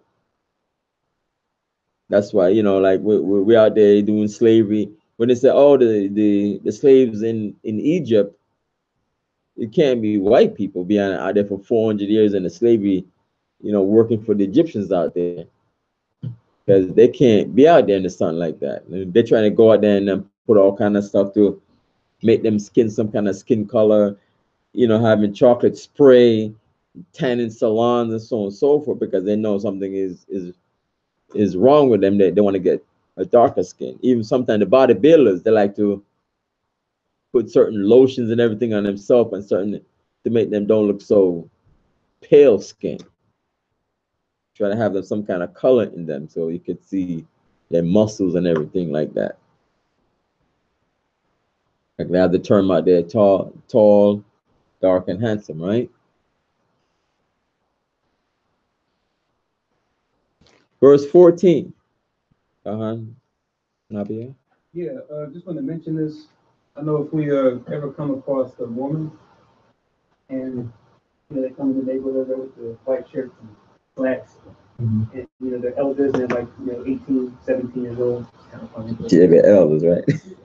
But something you could ask them, and based on what we're reading here in Leviticus, you don't have it written down. Definitely have it on deck. Second Nephi, this is in the Book of Mormon. Second Nephi 5:21. You can remember that, or I would say write it down. Second Nephi 5:21, and have them read it. And I'll read it real quick, because what they say is the Book of Mormon is supposed to be added on to the scriptures as part of what we consider canonized scripture. The question you can ask is, okay, with any book that they try to add on to the Bible, we always compare with the scriptures that are already said, and we can find contradictions. But one big contradiction is here where it says, ye had caused the cursing to come upon men, even a sore cursing because of their iniquity. For behold, they had hardened their hearts against them, that they had become like unto a flint, wherefore rather, as they were white and exceeding fair and delightsome, that they might not be enticing unto my people, the Lord God did cause a skin of blackness to come upon them. That's in their Book of Mormon. A skin of blackness to come upon them, as if it's a bad thing. But now we read here that when what's considered a curse what makes you unclean is your skin getting white or bright, not dark. So question them on this and have them produce an answer. Have them go to their elders and say, what's up with that? Yeah, as if you. Second Nephi 5:21. So they're saying that we curse. Right. Because you have dark But the skin. Bible says not having a knowledge of it, which who read. And how are you going to have that book and then say you believe in this too? Because the Book of Mormon, it has this, and it has books added on to it. So, in the reading of many books, right? Searching on all these books. And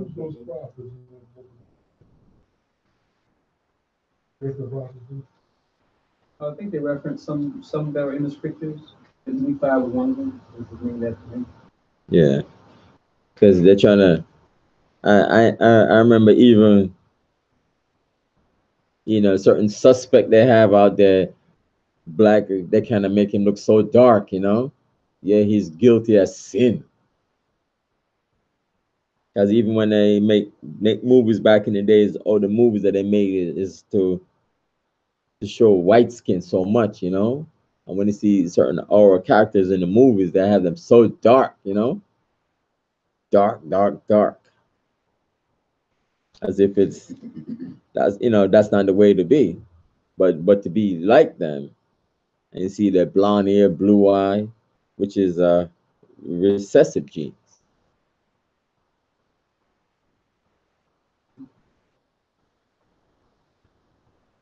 Verse 14. But when raw flesh appeared in him, he shall be unclean. And the priest shall see the raw flesh and pronounce him to be unclean, for the raw flesh is unclean. It is a leprosy. Because even sometimes you look at, so-called white people, and you look close on their skin, you could almost see like a raw flesh, the rawness in their skin. Like what I said before, they're trying to get themselves tanned and, put on makeup and powder and make them have some kind of color. But a lot of our people look into them as heroes, superheroes, and figures, and they want to look up to them, as if that's you're supposed to look up to. But it's a deception.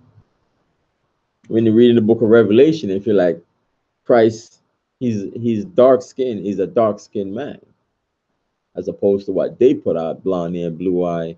Christ here is all long down here.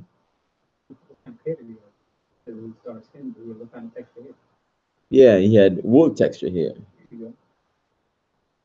supposed to hate our hair too. Yeah, you know, or people putting all kind of chemicals in their hair just to try to make it straight, and wearing all kind of blonde wigs. All of a sudden, our sisters wearing all these blonde wigs, blonde wigs. It's like, wow, blonde. Not even a black wig, blonde. You know, they want to be out there like that. Oh, let me ask you a question. So white people were just clean leopards. That's all you. Yeah, you're not gonna. They're not gonna contage you, you know. But they just a clean leopard because they don't have any melanin in their skin to protect them. They're a clean leopard. And if you look at their skin, they don't have that melanin to protect, to protect themselves. You know, they may look and say, oh, some of the Hispanic, but the Hispanic, they have, melanin in their skin because they can get dark too. But it's that they're the only nation that has, leprosy. They're a clean leper. And they don't have that melanin to protect themselves. Verse 16. Or if the raw flesh turn again and be changed into white, he shall come unto the priest, and the priest shall see him, and behold, if the plague be turned into white, then the priest shall pronounce him clean. That had the plague, he is clean. So the clean leprosy. Verse 18.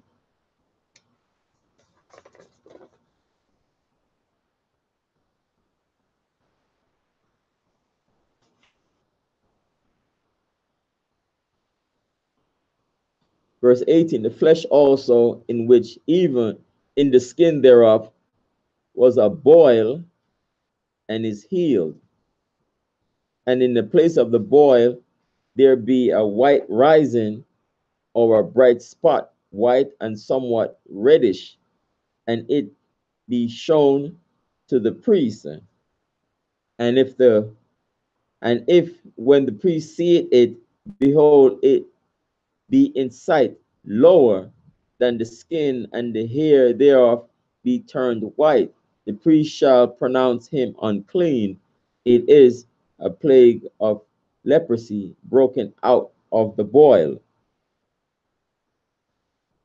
But if the priest look on it, and behold, there be no white hair therein, and if it be not lower than the skin, but somewhat dark, then the priest shall shut him up 7 days. So shut him up again 7 days, to see, what's going to come. And if it spread much abroad in the skin, then the priest shall pronounce him unclean. It is a plague.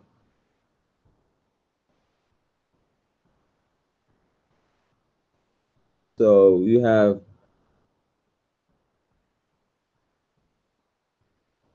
it says infection or leprous sores.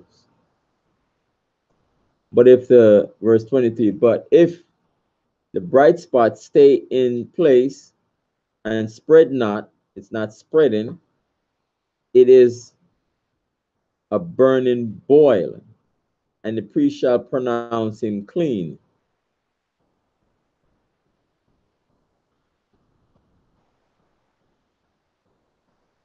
Verse 24, or if there be any flesh in the skin thereof, there is a hot burning, and the quick flesh that burneth have a white bright spot, somewhat reddish or white, then the priest shall look upon it, and behold, if the hair in the bright spot be turned in sight deeper than the skin, it is a leprosy broken out of the burning, wherefore the priest shall pronounce him unclean. It is the plague of leprosy.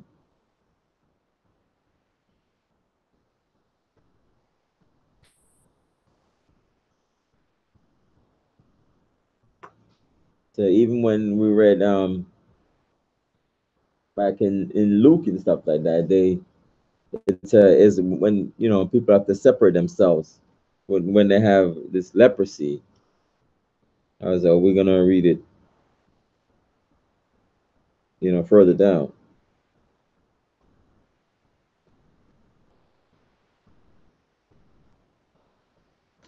in verse 45. We're gonna read that in verse 45. Verse 26.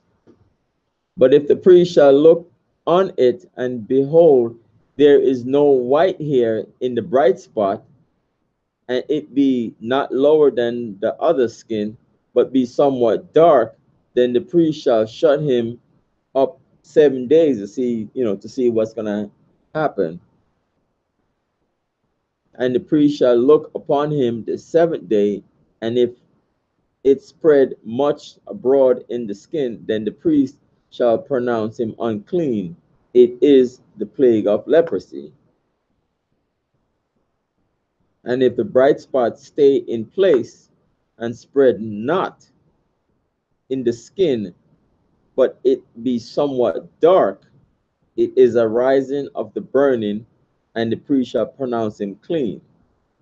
For it is an inflammation of the burning. It is just an inflammation. And it's not spreading. Verse 29, if a man or woman have a plague upon the head or the beard, then the priest shall see the plague. So the priest, all this in the priest has to see, because the priest, that they study the law and they know these things, and they know what to look for. Just like a doctor in nowadays, they have to see how it's going, how it's progressing, if it's healing or getting worse. So they test these things, and so the priest has to be quite knowledgeable. Verse 30, then the priest shall see the plague, and behold, if it be in sight deeper than the skin, and there be in it yellow, thin hair. So when they say yellow, it's like, as I see at the translation, like blonde, because normal people don't have like yellow hair, is blonde. As I see this translation here. Then the priest shall pronounce him unclean. It is a dry skull, even a leprosy upon the head or beard. And if the priest look on the plague of the skull, and behold, it be not in sight deeper than the skin, and that there is no black hair in it, then the priest shall shut him up that had the plague of the skull 7 days. And in the seventh day the priest shall look on the plague, and behold, if the skull spread not, and there be in it no yellow hair, and the skull be not in sight deeper than the skin, he shall be shaven, but the skull shall not shave.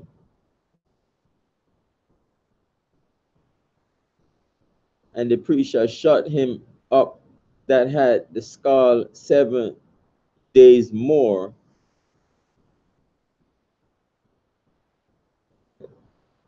Because sometimes, when they say, shave off the hair and so on and so forth, if maybe the new hair that's coming up is going to be different.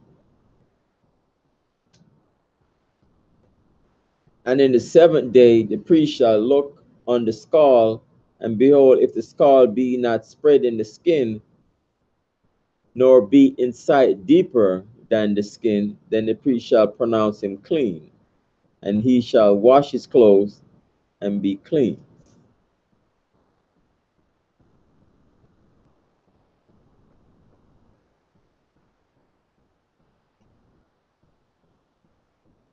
But if the skull spread much in the skin after his cleansing, after he clean up himself shave his hair and clean up himself, and it spread much in the skin, then the priest shall look on him, and behold, if the scald be spread in the skin, the priest shall not seek for yellow hair, he is unclean.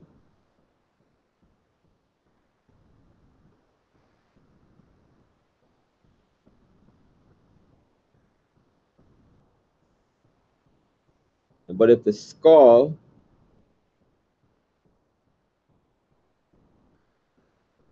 so people look as a as a skin disease that the priest can see these things, where it's going.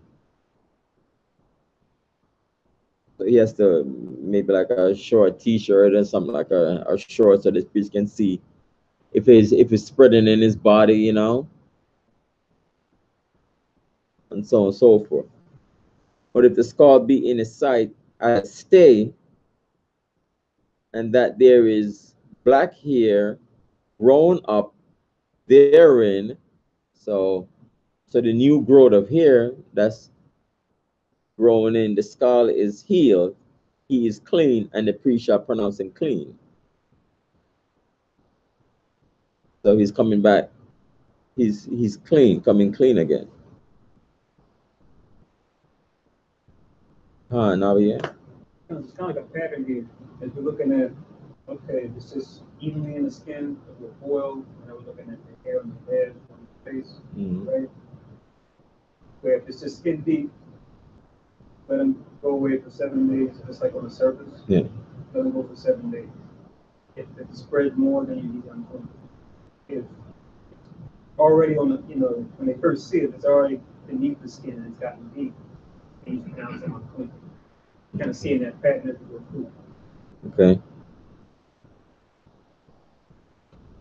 Verse 38, if a man also or a woman have in the skin of his flesh bright spots, even white, bright spots.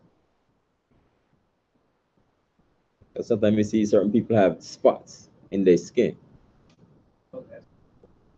Because sometimes people will say it's like a liver. Like, as I growing up, I hear people say is coming from some kind of liver disease or something like that they have. Some people say that, but the doctors say different. Then the priest shall look, and behold, if the bright spot in the skin of their flesh be darkish white, it is a freckle spot that groweth in the skin, he is clean. So, as I see, is there like freckles? Some people have freckles. Is this related to people just having freckles, or is just a spot?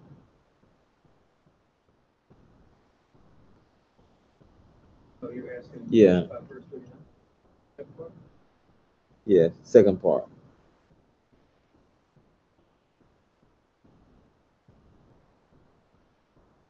Opposed to like a clear spot. Yeah, it's little freckles. I see some people having freckles. Esau language really see the freckles. Even other dark natures. Yeah, Esau. Yeah. You say Esau have freckles. I seen some of them have freckles. They the red hair. Keep in mind too with all the interracial marriages that happen. Sometimes phenotypes carry over from another nationality. Nationalities based on the seed of the profile, and phenotypes will bear themselves again in a second or third generation. If you have like a mix going back. Yeah. And sometimes, it's a black man marries a white woman, and their son in turn marries a white woman, and coming all the way down, Sometimes you see certain, phenotype crossover. And sometimes you end up mixing, a so-called black man for a white man, and so-called white man for, for a black man. And that's why we ask, who's your father, clears up everything. People say, oh, they're mixed race, mixed. Yeah, I don't think mix is Jews. So yeah, Jews mixed up, you know. Sometimes, you know, you see people and you ask them, you know, who your father is, and oh, my mother, yeah, my mother or your father. Sometimes you even see dark skin, you know, Edomites.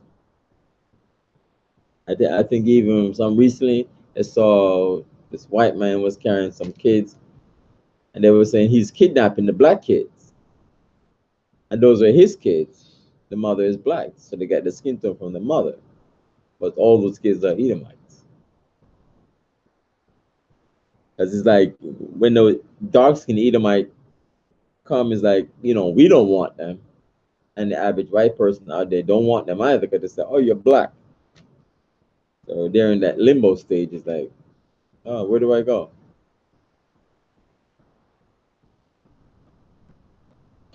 Verse 40, and the man whose hair is fallen off his head, he is bald, yet he is clean. So being bald headed, even sometimes I see some guys, whatever, they have like no eyebrow, no eyelashes, just like have no hair at all, you know? And some guys like, where's your beard? Where your beard? I can't really grow it. I just have like a couple of strands here, you know? So, you know.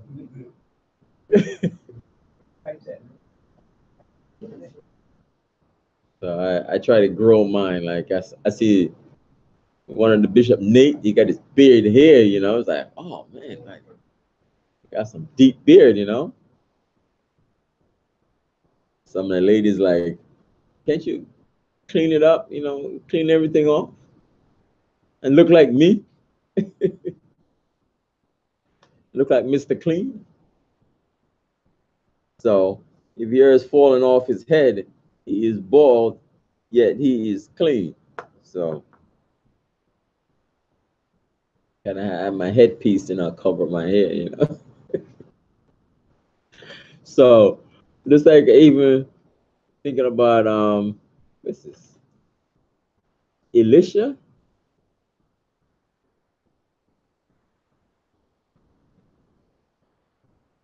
They can get it right. Second Kings. No, he's bald. Verse 40.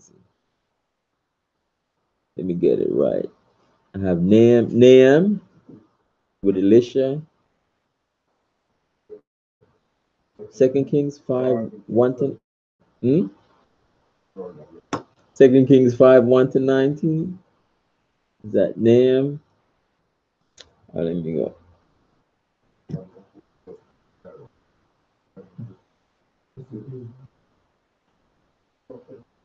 Yeah.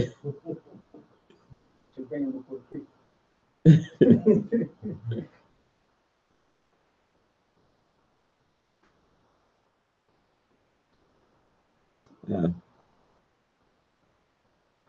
As you get that, I just want to put this out here too. While people don't want to say, yeah, that white man, he gave us the Bible in slavery, right? Why are you reading up that Bible? It's the slave man. That's the slave master's book. Why do you change this? Another example of him being out. Second Kings. He's supposed to be the blessed one, right? And that's the story he told us in slavery. Why didn't he change it? Because he's not as powerful as we like to make him out to be. Same as Obadiah with Tobit, using the eagle as a symbol for into space. Right? He does that specifically, and specifically talking about him doing it. So if he's in so much power, he took the Bible and twisted it and manipulated it. How come these things are still here? How come he didn't change the game? How can he even make himself the winner? Why is he still a loser in the Bible? If he took our Bible and used it on us and slavery. This is something to think about. People, I think people say that a whole lot. Yeah, when it comes to so-called whites, when they say wisdom of Solomon, when they start reading the beginning of Wisdom of Solomon, like chapter 2 and 3, you find out how they think, you know, when you read in the Apocrypha. He said, you know, it tells you how they think and how they're gonna act towards us. Oh, we're going through. We're going there. No, no, I was making reference to them when they say, "Oh, it's a white man book" and everything like that. But it goes through about the eagle. When you read in Obadiah, it talks about them. You know what they're gonna do, because the more they try to maybe not do it, but they still do it anyway. You know, because it's in their spirit to do that, coming out telling lies, doing all these things. Sometimes you see Hitler's speeches, and they have this big eagle. You know, eagle there and so on and so forth. So they try, maybe not, but they're still doing it, you know, because in their spirit, the Romans and the eagles and the Greeks and the eagles, it's just part of it's in their makeup. Can the leopard change his spots? So Second Kings 2:23.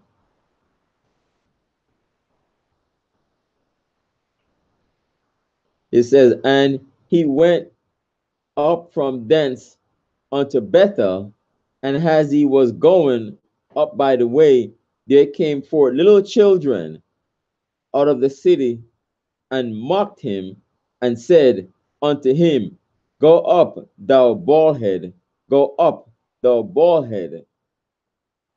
And he turned back and looked and he looked on them and cursed them in the name of the Lord.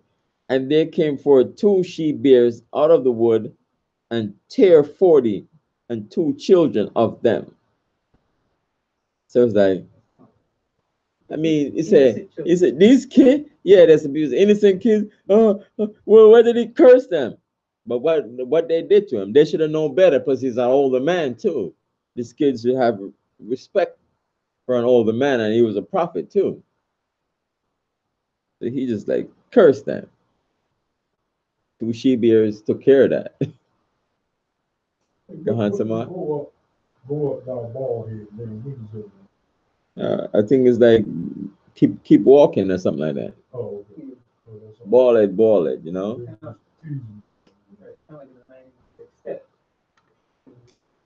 Oh, okay. Ball head. Even sometimes like, oh yeah. Michael Jordan and everything, he's shaving his head, you know. I think he lost some of his hair and he's shaving his head. It's like, yeah, I want to be like Michael Jordan, that shave everything off. All clean looking. Yeah, Khan Samar. Right.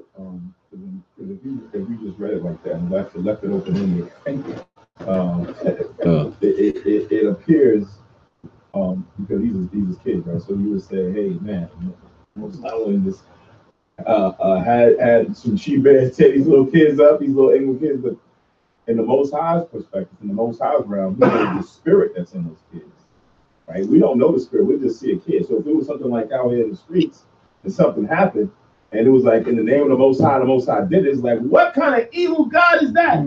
But if you let them kids grow up and grow up to be adults, you don't know what kind of evil and wickedness they would do. Then you be wanting them to get locked up and wanting them to get taken away so they don't harm anybody. So these was kids that we just see, or someone on the surface we just see as kids. But like the Most High said, even when he was choosing the king, we just look on the outer. The Most High sees on the inside. He sees the inner of a person. He knows the spirit that's in a person, if he's good or bad. So, you know, can't just leave it open, because then they'll look at the Bible like, oh, that's not the book that I thought it was. That's an evil book. It's the team, man. They must have really been little kids. Yeah. Yeah. And there were 42 of them too. It must have been more fast. It's like, Yeah. Wicked kids. Click.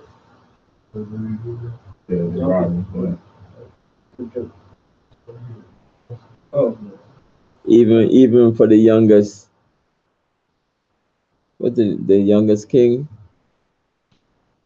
Was it 8 years old King Ahab? I forgot his name.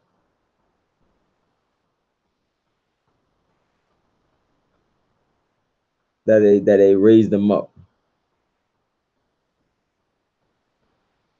I think it was like, 8 years old, and they made him king. Hey, Khan Nabia. Yeah, along with what Samak said, but the example they use today, because they always have to label, Adolf Hitler as this, this horrible person, right? Murdered so many people. And they show up the young pictures. You say, oh, look at little Adolf, he's just an inspiring thinker. He looks harmless. It's so adorable. Yeah, exactly.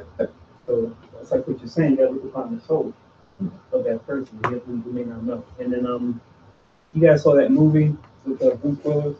It's called Looper. It's got I remember. Gordon Levitt, Joseph Gordon Levitt, but he's like going back in time, to deal with his past self. Like criminals try to escape in the future when they have like the death bill, but there's a kid that they know is going to become like this evil warlord or something, but he's young back then. They're kind of fighting over the kid because the woman that's there, she's like protecting him, saying he's just a kid, and he can change his way. He's like, no, you don't know what he's going to become. So it's like, I watched that movie, I thought about what will we do.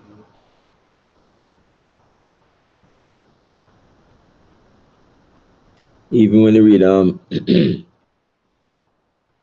Psalms 137 and 8. Psalms 137 and 8. O daughter of Babylon, who are to be destroyed, happy shall he be that rewarded thee as thou hast served us.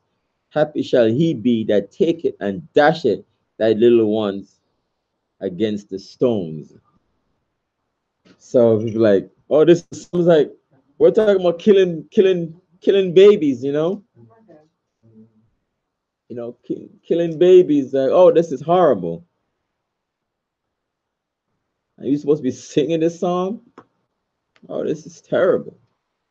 But even because the kids, they come up to adults, and even Isaiah chapter 13.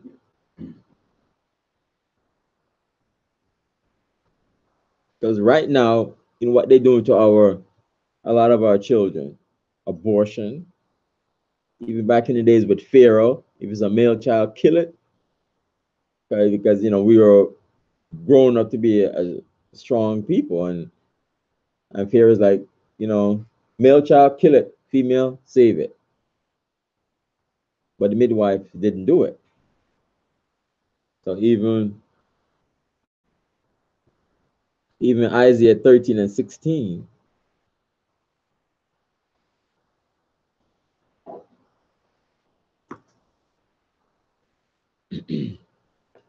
Isaiah 13 and 16, it says, their children also shall be dashed to pieces before their eyes.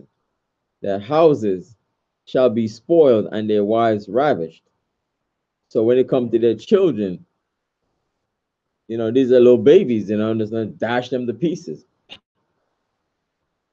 Because I forgot who Planned Parenthood, they come in their neighborhood and they set up abortion clinics so our woman can kill our unborn child,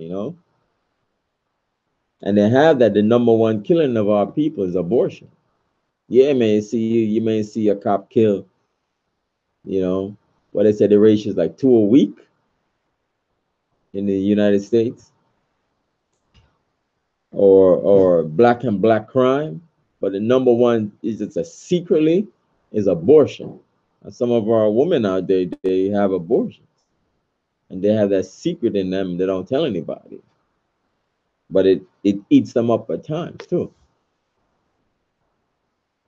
But back in the day, I think back in the 70s or 80s, people used to go up and blow up abortion clinics and things like that. Because I know the abortion, they get funded by the government too. X amount of week they can, okay, she's young. She don't need a parental consent. So coming back now to it, is just having a ball head.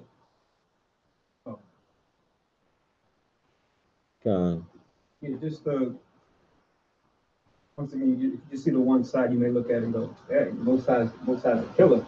No, both sides is a God of justice. If you go into the history, you see he did that to our people. right? You check out the history of the so-called Native Americans, or the tribe of Gad, or the tribe of Reuben, or the Seminole. They did that to their kids. They asked their children on the stone. You can find that documented pretty much any primary source on Native American history, right? Let alone what they did to Southern Kingdom that was brought here on cargo slave ships, right? Similar things. So that's just the judgment coming back on them for the violence they had against Jacob, but it tells you not to die. And even cutting out with the pregnant woman, cutting their stomachs out, taking the babies out and stuff, which is, and just hang them up, you know. And that's where, like you mentioned, the Planned Parenthood comes in, because when they sat down to do crafty council, they said, we need to make it a culturally acceptable thing for this whole abortion thing. The excellency of cutting down their numbers is to kill them before they're even born. That's where that inspiration comes from. Yeah. They want to cut down the numbers of everybody, including their own people, but especially when they cut down, like you said, the heathen of old did the same thing. They killed the firstborn, they put Herod before him. It just takes a different form now, but it's that same motivation. Yeah, when they go on Google abortion clinics, they say, wow, I didn't know that one was in the neighborhood, one close by, you know, and they're right there. Yeah, the stuff doesn't cost a lot. It's easy accessible, you know, like certain shots, you know, vaccines. Pills. They give the stuff away. Well, you know, countries, quote unquote, third world countries give this stuff away. The stuff that they give away, yeah, you can keep a close eye on it. Yeah, too many. Lower the price, you know, you got to worry about that stuff extra careful, because it's like, man, this is probably stuff you can't use to kill it. Yeah, you know. Sterilization, sure, we'll give it to you. Free. Yeah. Burn it off. Man, you wanna come out of prison? All right, we cut down the years. All right. Sterilization. Castration. Sure, I'm free. You know, it's just like, it's just wicked, but it's not a big advertisement out there, but it's out there. People know about it. But it's all of cutting on our population. Too many, you know, Black, Hispanics, and Native American just being born, you know. The Northern tribe is like, they're having kids left, right, and center. Oh, she's too young, you know, to have this kid and that kid, whatever. Abortion. All right. Verse 40, go back to verse 40 again. And if the man whose hair is falling off his head, he is bald, yet he is clean. So that doesn't make you, because you don't have all that hair in your head, you're clean. Just happen to be lack of a lot of hair, you know. Like sometimes Mr. Judah playing basketball back in the 70s, man. The guys had some big froze like that. So can they, you know, get hair on each other, you know? Froze. Khan Navia. So, like, I know we're moving on. Just from what you're talking about the kids, just write down Exodus chapter 1, 7 to 10.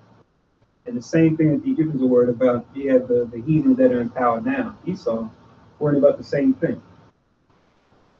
Exodus chapter 1, 7 to 10, it says, this is going back to when we were in Egypt, which today, you read the scriptures, America is considered spiritual Sodom and Egypt.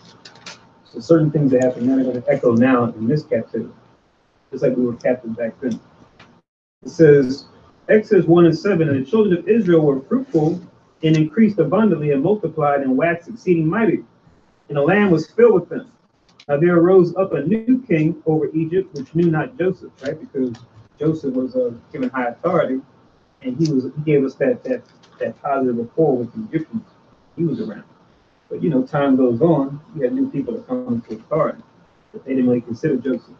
It says in verse 9, and he said unto his people, behold, the people of the children of Israel are more and mightier than we.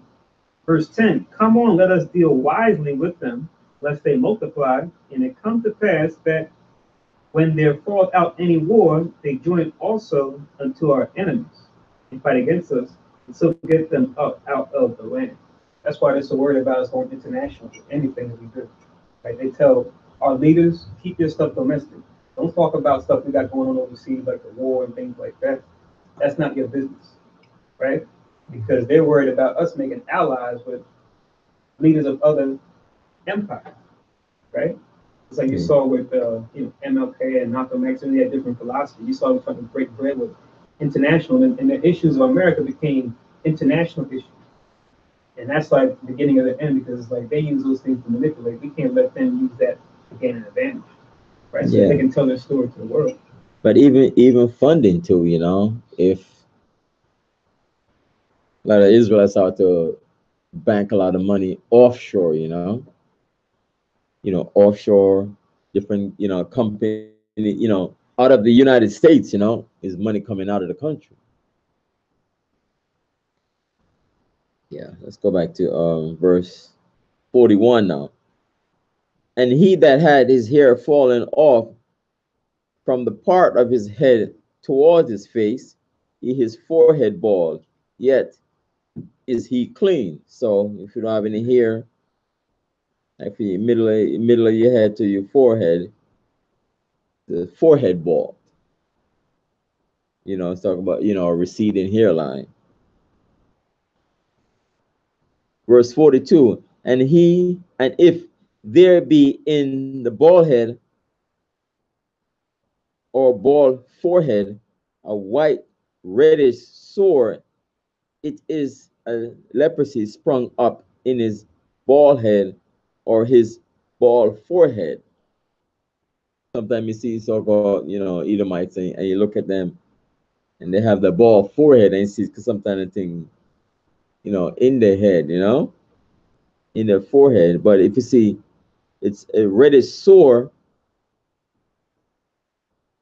in the bald forehead, then the priest shall look upon it, and behold, if the rising of the sore be white, reddish in his bald head or in his bald forehead, as the leprosy appeareth in the skin of the flesh, he is a leprous man. So when you don't have the hair on the head like that, and then you can see the sore and everything, the reddish sore, you can see it in the skin.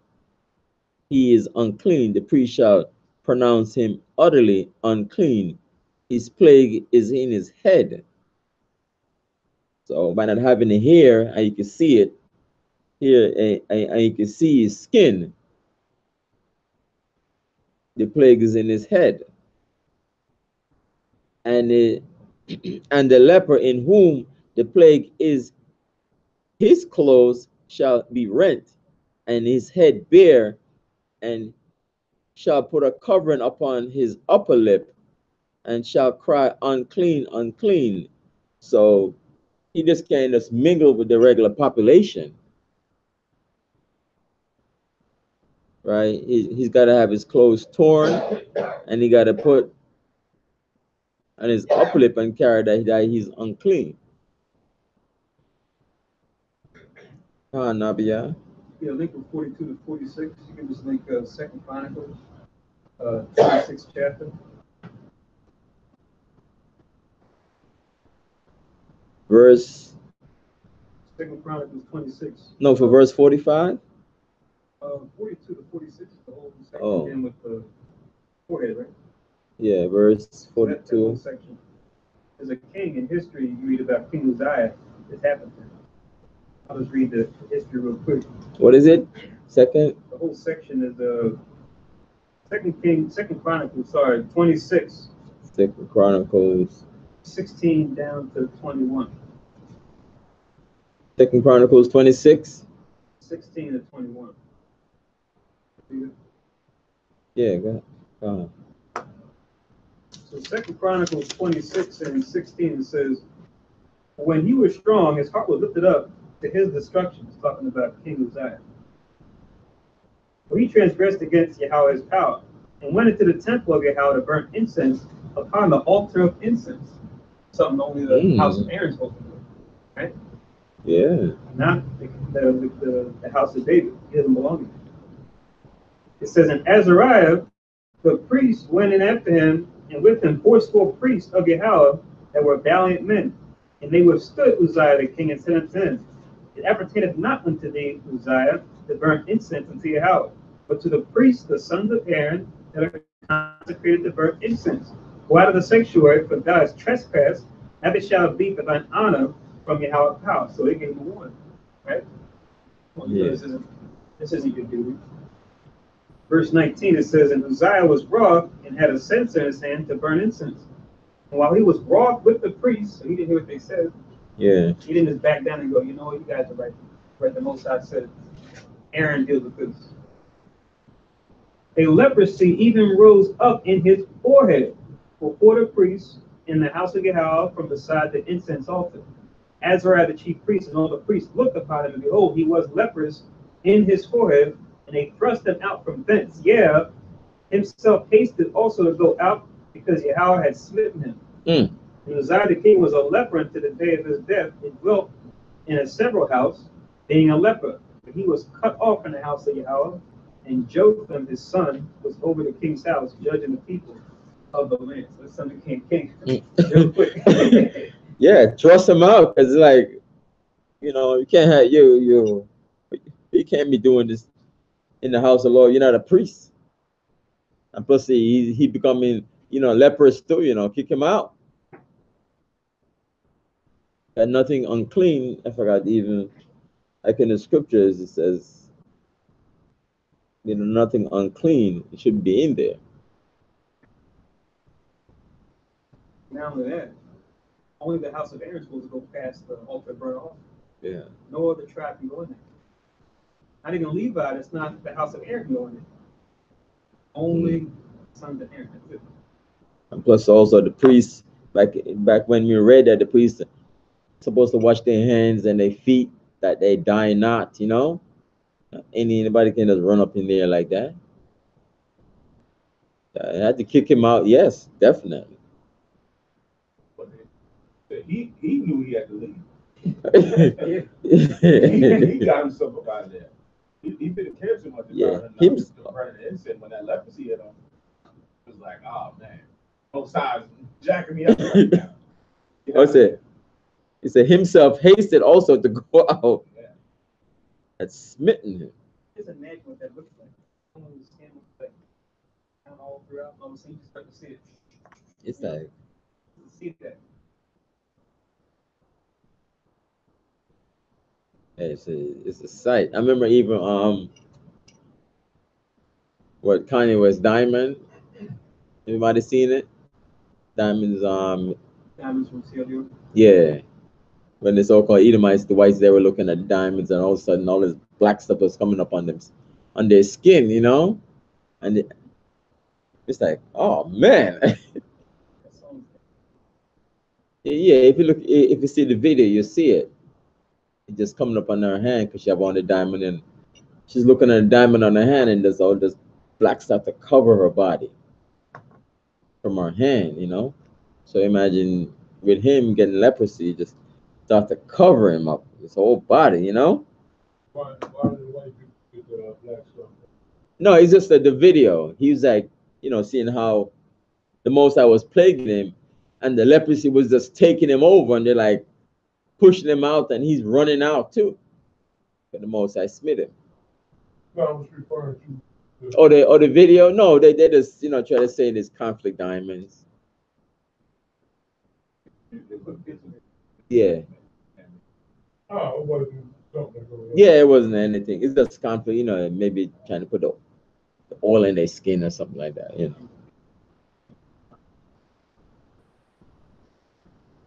Yeah.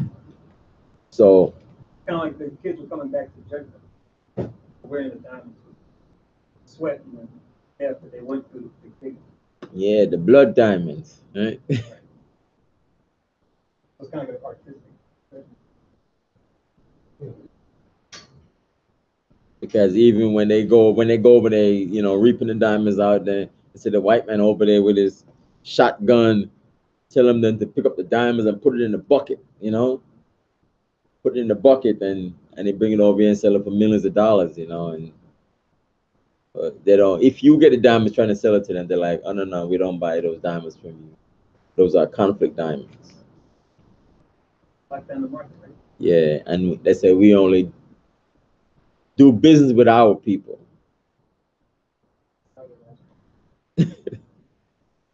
So when people have the leprosy and it breaks out and so on and so forth, they have to separate themselves from the regular population.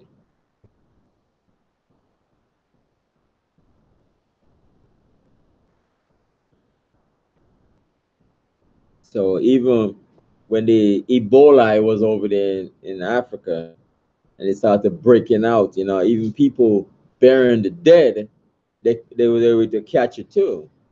So when they see people, you just kind of like even quarantine them. Even if the doctors go over there and they could possibly catch it, they would get them and they would quarantine it to see if they get the Ebola too, you know, because it looks, you know, it's really bad and it's contagious. So now with the leprosy, now he has to tear his clothes and put up a sign up on himself, unclean, unclean.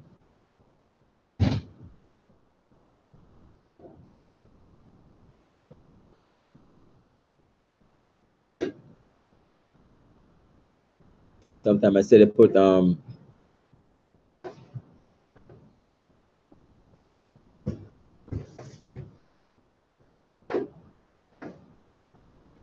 so when what we read earlier, Yahweh Jesus Christ healed the lepers, you know, because they didn't come near him so much, and they're like, you know, talking to him from a distance, because when Jesus is there, a lot of people are around him, and he able to just heal them by going to show himself to the priest.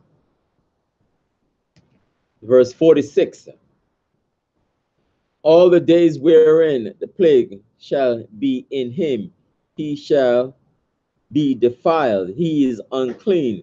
He shall dwell alone without the camp, shall his inhabitation be. So, like saying he got to separate from the general population.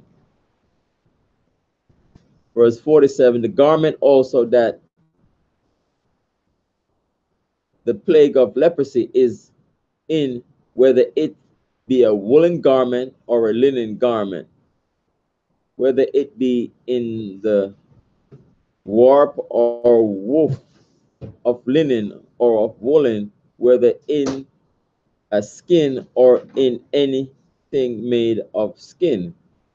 This is skin, leather here. And the plague be greenish or reddish in the garment or in the skin, either in the warp or in the woof or in anything of skin. It is a plague of leprosy, and shall be showed unto the priest. So, of course, with at a distance, the priest was able to see it, not close up, because you risk of getting it too, you know. So you have to be at a distance able to see that, yeah, it's leprosy, and that to separate himself from the general population. And the priest shall look upon the plague and shut up it that had the plague 7 days. For that 7 day period, you see if it's going away or if it's getting worse. Like what Kahan Samak say, when sometimes the doctor sees you, he want to see you, you know, come back in a week or two to see what's going on, you know. And he shall look on the plague on the 7th day, if the plague be spread in the garment, either in the warp or in the woof, or in a skin, or in any work that is made of skin. The plague is a fretting leprosy. It is unclean. I mean, it's active. It's actively taking over the person. He shall therefore burn that garment, whether warp or woof, in woolen or in linen, or anything of skin, whether the plague, wherein the plague is, for it is a fretting leprosy, it shall be burnt in the fire. Like, I think it was Ben-Hur, they had went into some place and they find out that, you know, leprosy is in the wall, and they say like burn it out, you know, to burn everything out of that house. But you can see later on, see what happens.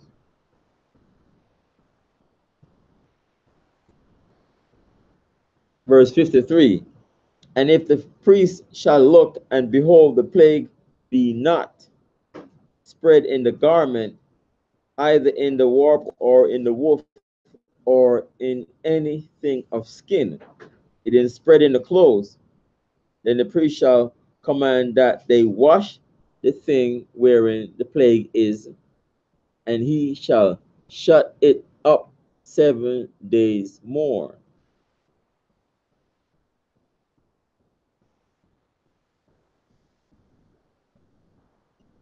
And the priest shall look on the plague after that it is washed, and behold, if the plague have not changed his color, and the plague be not spread, it is unclean. Thou shalt burn it in the fire. It is fret inward, whether it be bare within or without. So you got to burn this.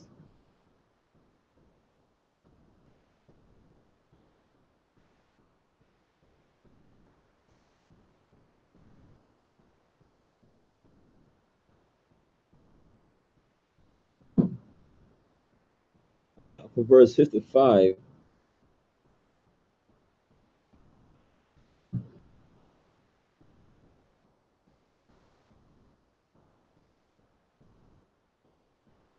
so you got to burn the clothes here.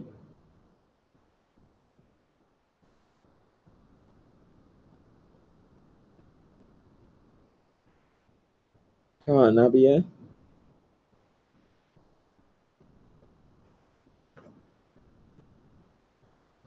Verse 55. What's that? Sorry. Yeah, verse 55. So verse 52, it says, he shall therefore burn that garment for the warp or woof. If the leprosy is in the skin, you burn the garment. So verse 55, yeah, the same thing as 53, right? To burn the garment. Okay. I was gonna pose the question.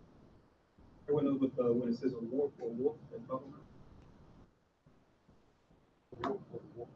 about. I have a picture of it in here.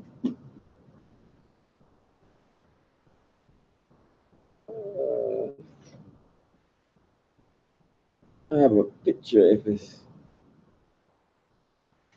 this is correct. You can't. It's kind of far.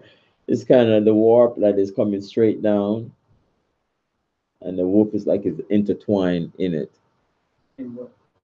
And it's like the warp is like the straight material coming down, and the wolf is like intertwined in it.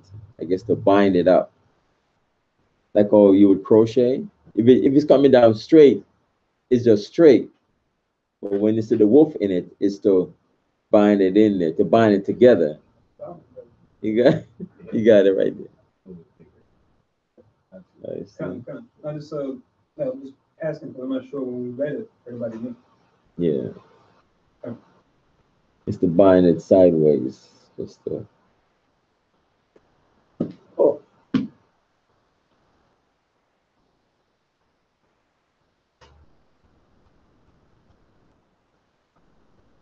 Verse 56. What? I just make for myself, man.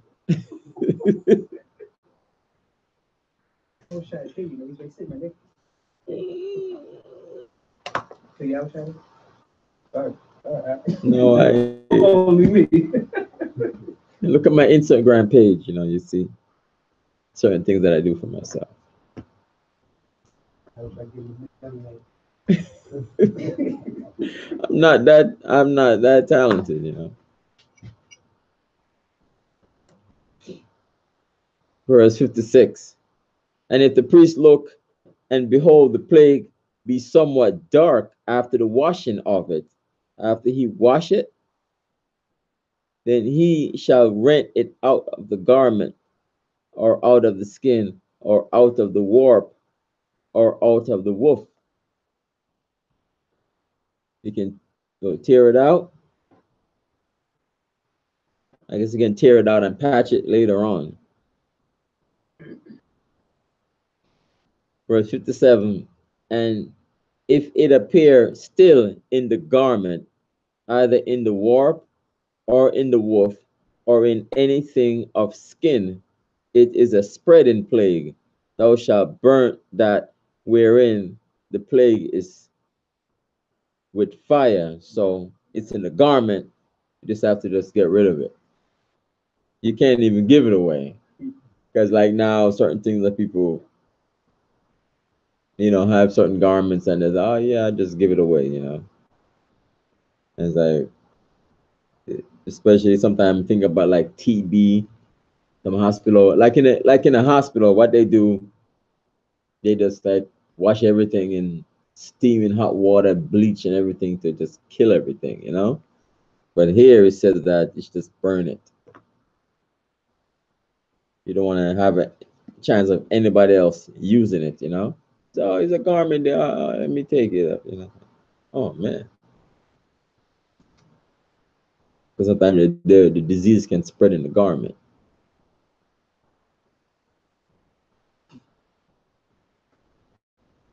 Burn it. I the most I gonna burn this place. Burn Babylon. So it's like you're not gonna rebuild this place. That's like in Sodom and Gomorrah, they go and look over it. It's like, oh, this place is like it was a city. You can see certain pots and things, and it's not rebuilt.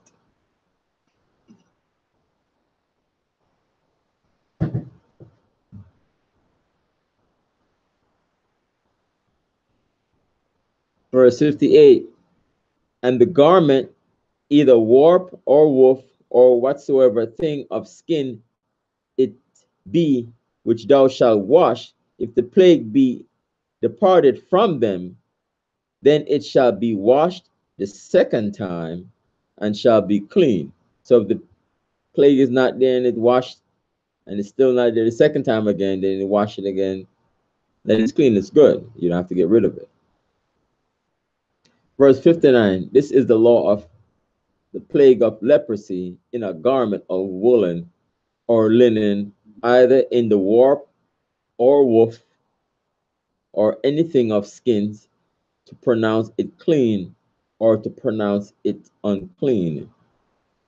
Because I like to see Esau break down this leprosy page, It's like, how do you break this down? It says this, and he stumbles, and he goes to another verse, another chapter. Yeah, I don't think they teach this in Bible school too much. They kind of just skip over the basic and just run to the New Testament, It's crazy because you can do that. You got leprosy there. You have questions still. You get leprosy. What do you mean to be leprous? We'll have to go back to Leviticus. Find out what that is. They're right back there. Yeah, and when I saw the movie, they had these ladies bind up in these cloths, I think it was Ben-Hur. It was. Ben-Hur, right? As if they have leprosy. Yeah, the two ladies, and it's like they have leprosy already, So, and all of a sudden the cloth are not on them anymore, and they don't have any signs that says unclean, unclean, or anything. They're healed. They had I think and theirs they had the boils too. They had Oh, they had the boils. Yeah, that's why they had it wrapped up. Right. Yeah, boils. Because even some part of the really bad leprosy, I think, your skin fall off, or your digits fall off, or something like that. Some kind of disease or something like that. It's like, isn't there like two forms of leprosy, right?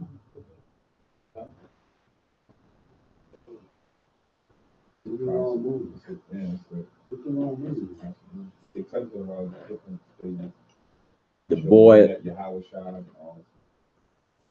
But when you put it in perspective, it's about us. You just take away the image of seeing Esau. Right. You just think of, oh, that was our ancestors back then. Right. Yeah. Yeah. Even now when I think we mentioned this years ago, but when you look at the name of the movie, Judah Ben Hur, when we say our names, Yahweh Kanan Bun Yum, it's like, yeah, such and such son of this man. Same thing. Judah Ben Hur, he was son of her.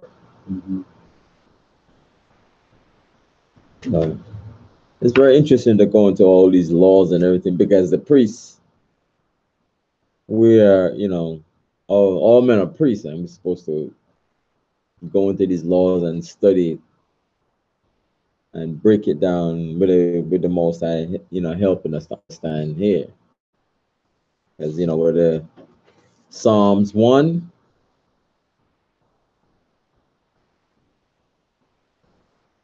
let me read quickly.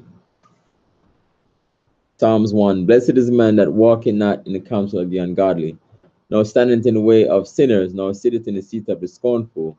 But his delight is in the law of the Lord, and in his law doth he meditate day and night. When you see the law, you see the Torah, which is the first 5 books. The law of Moses. I'll read one more. Speaking of the law, this is Ezekiel 44. Ezekiel.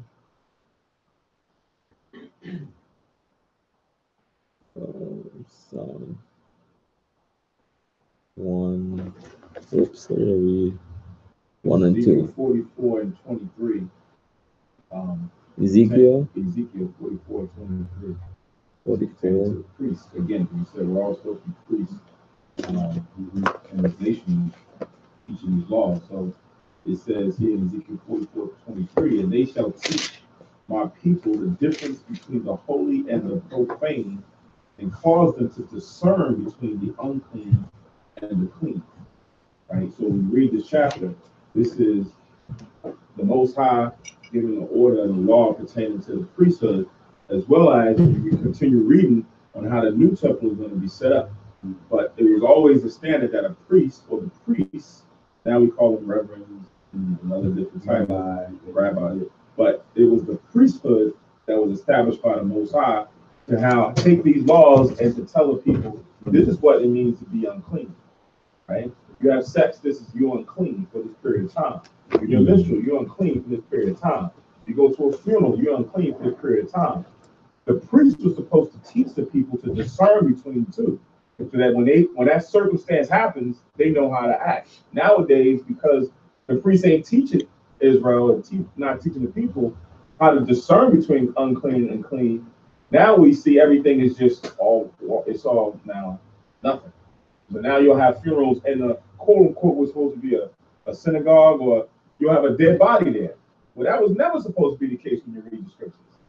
Right? Yeah. So what happened? Because the priest is not discerning and telling the people, you can't show up like that in that condition, right? You just came from a funeral, you got a dead body. You can't do that.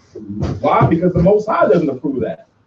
Right? So a lot of things we do now is because we haven't been taught, or the priest haven't shown, or the right priest hasn't been set up yet until the time when the Most High now goes and tells the people, listen, you ain't supposed to do that, you ain't supposed to eat that, you ain't supposed to wear that, because those things are profane or unclean.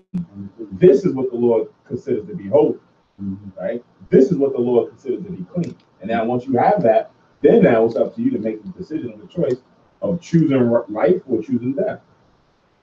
Yeah. Right. Yeah, because even before we talk about clean and unclean foods, and everything is right there in the law. And even if the king is supposed to make a copy of the law and have it for himself, although the priests are coming up and they're growing up and they learn about all these things, by the time they become into adulthood, they're able to, know the law. So that's talking about leprosy and baldness. Okay, we're gonna take a half an hour break. We're gonna come back at 2:33.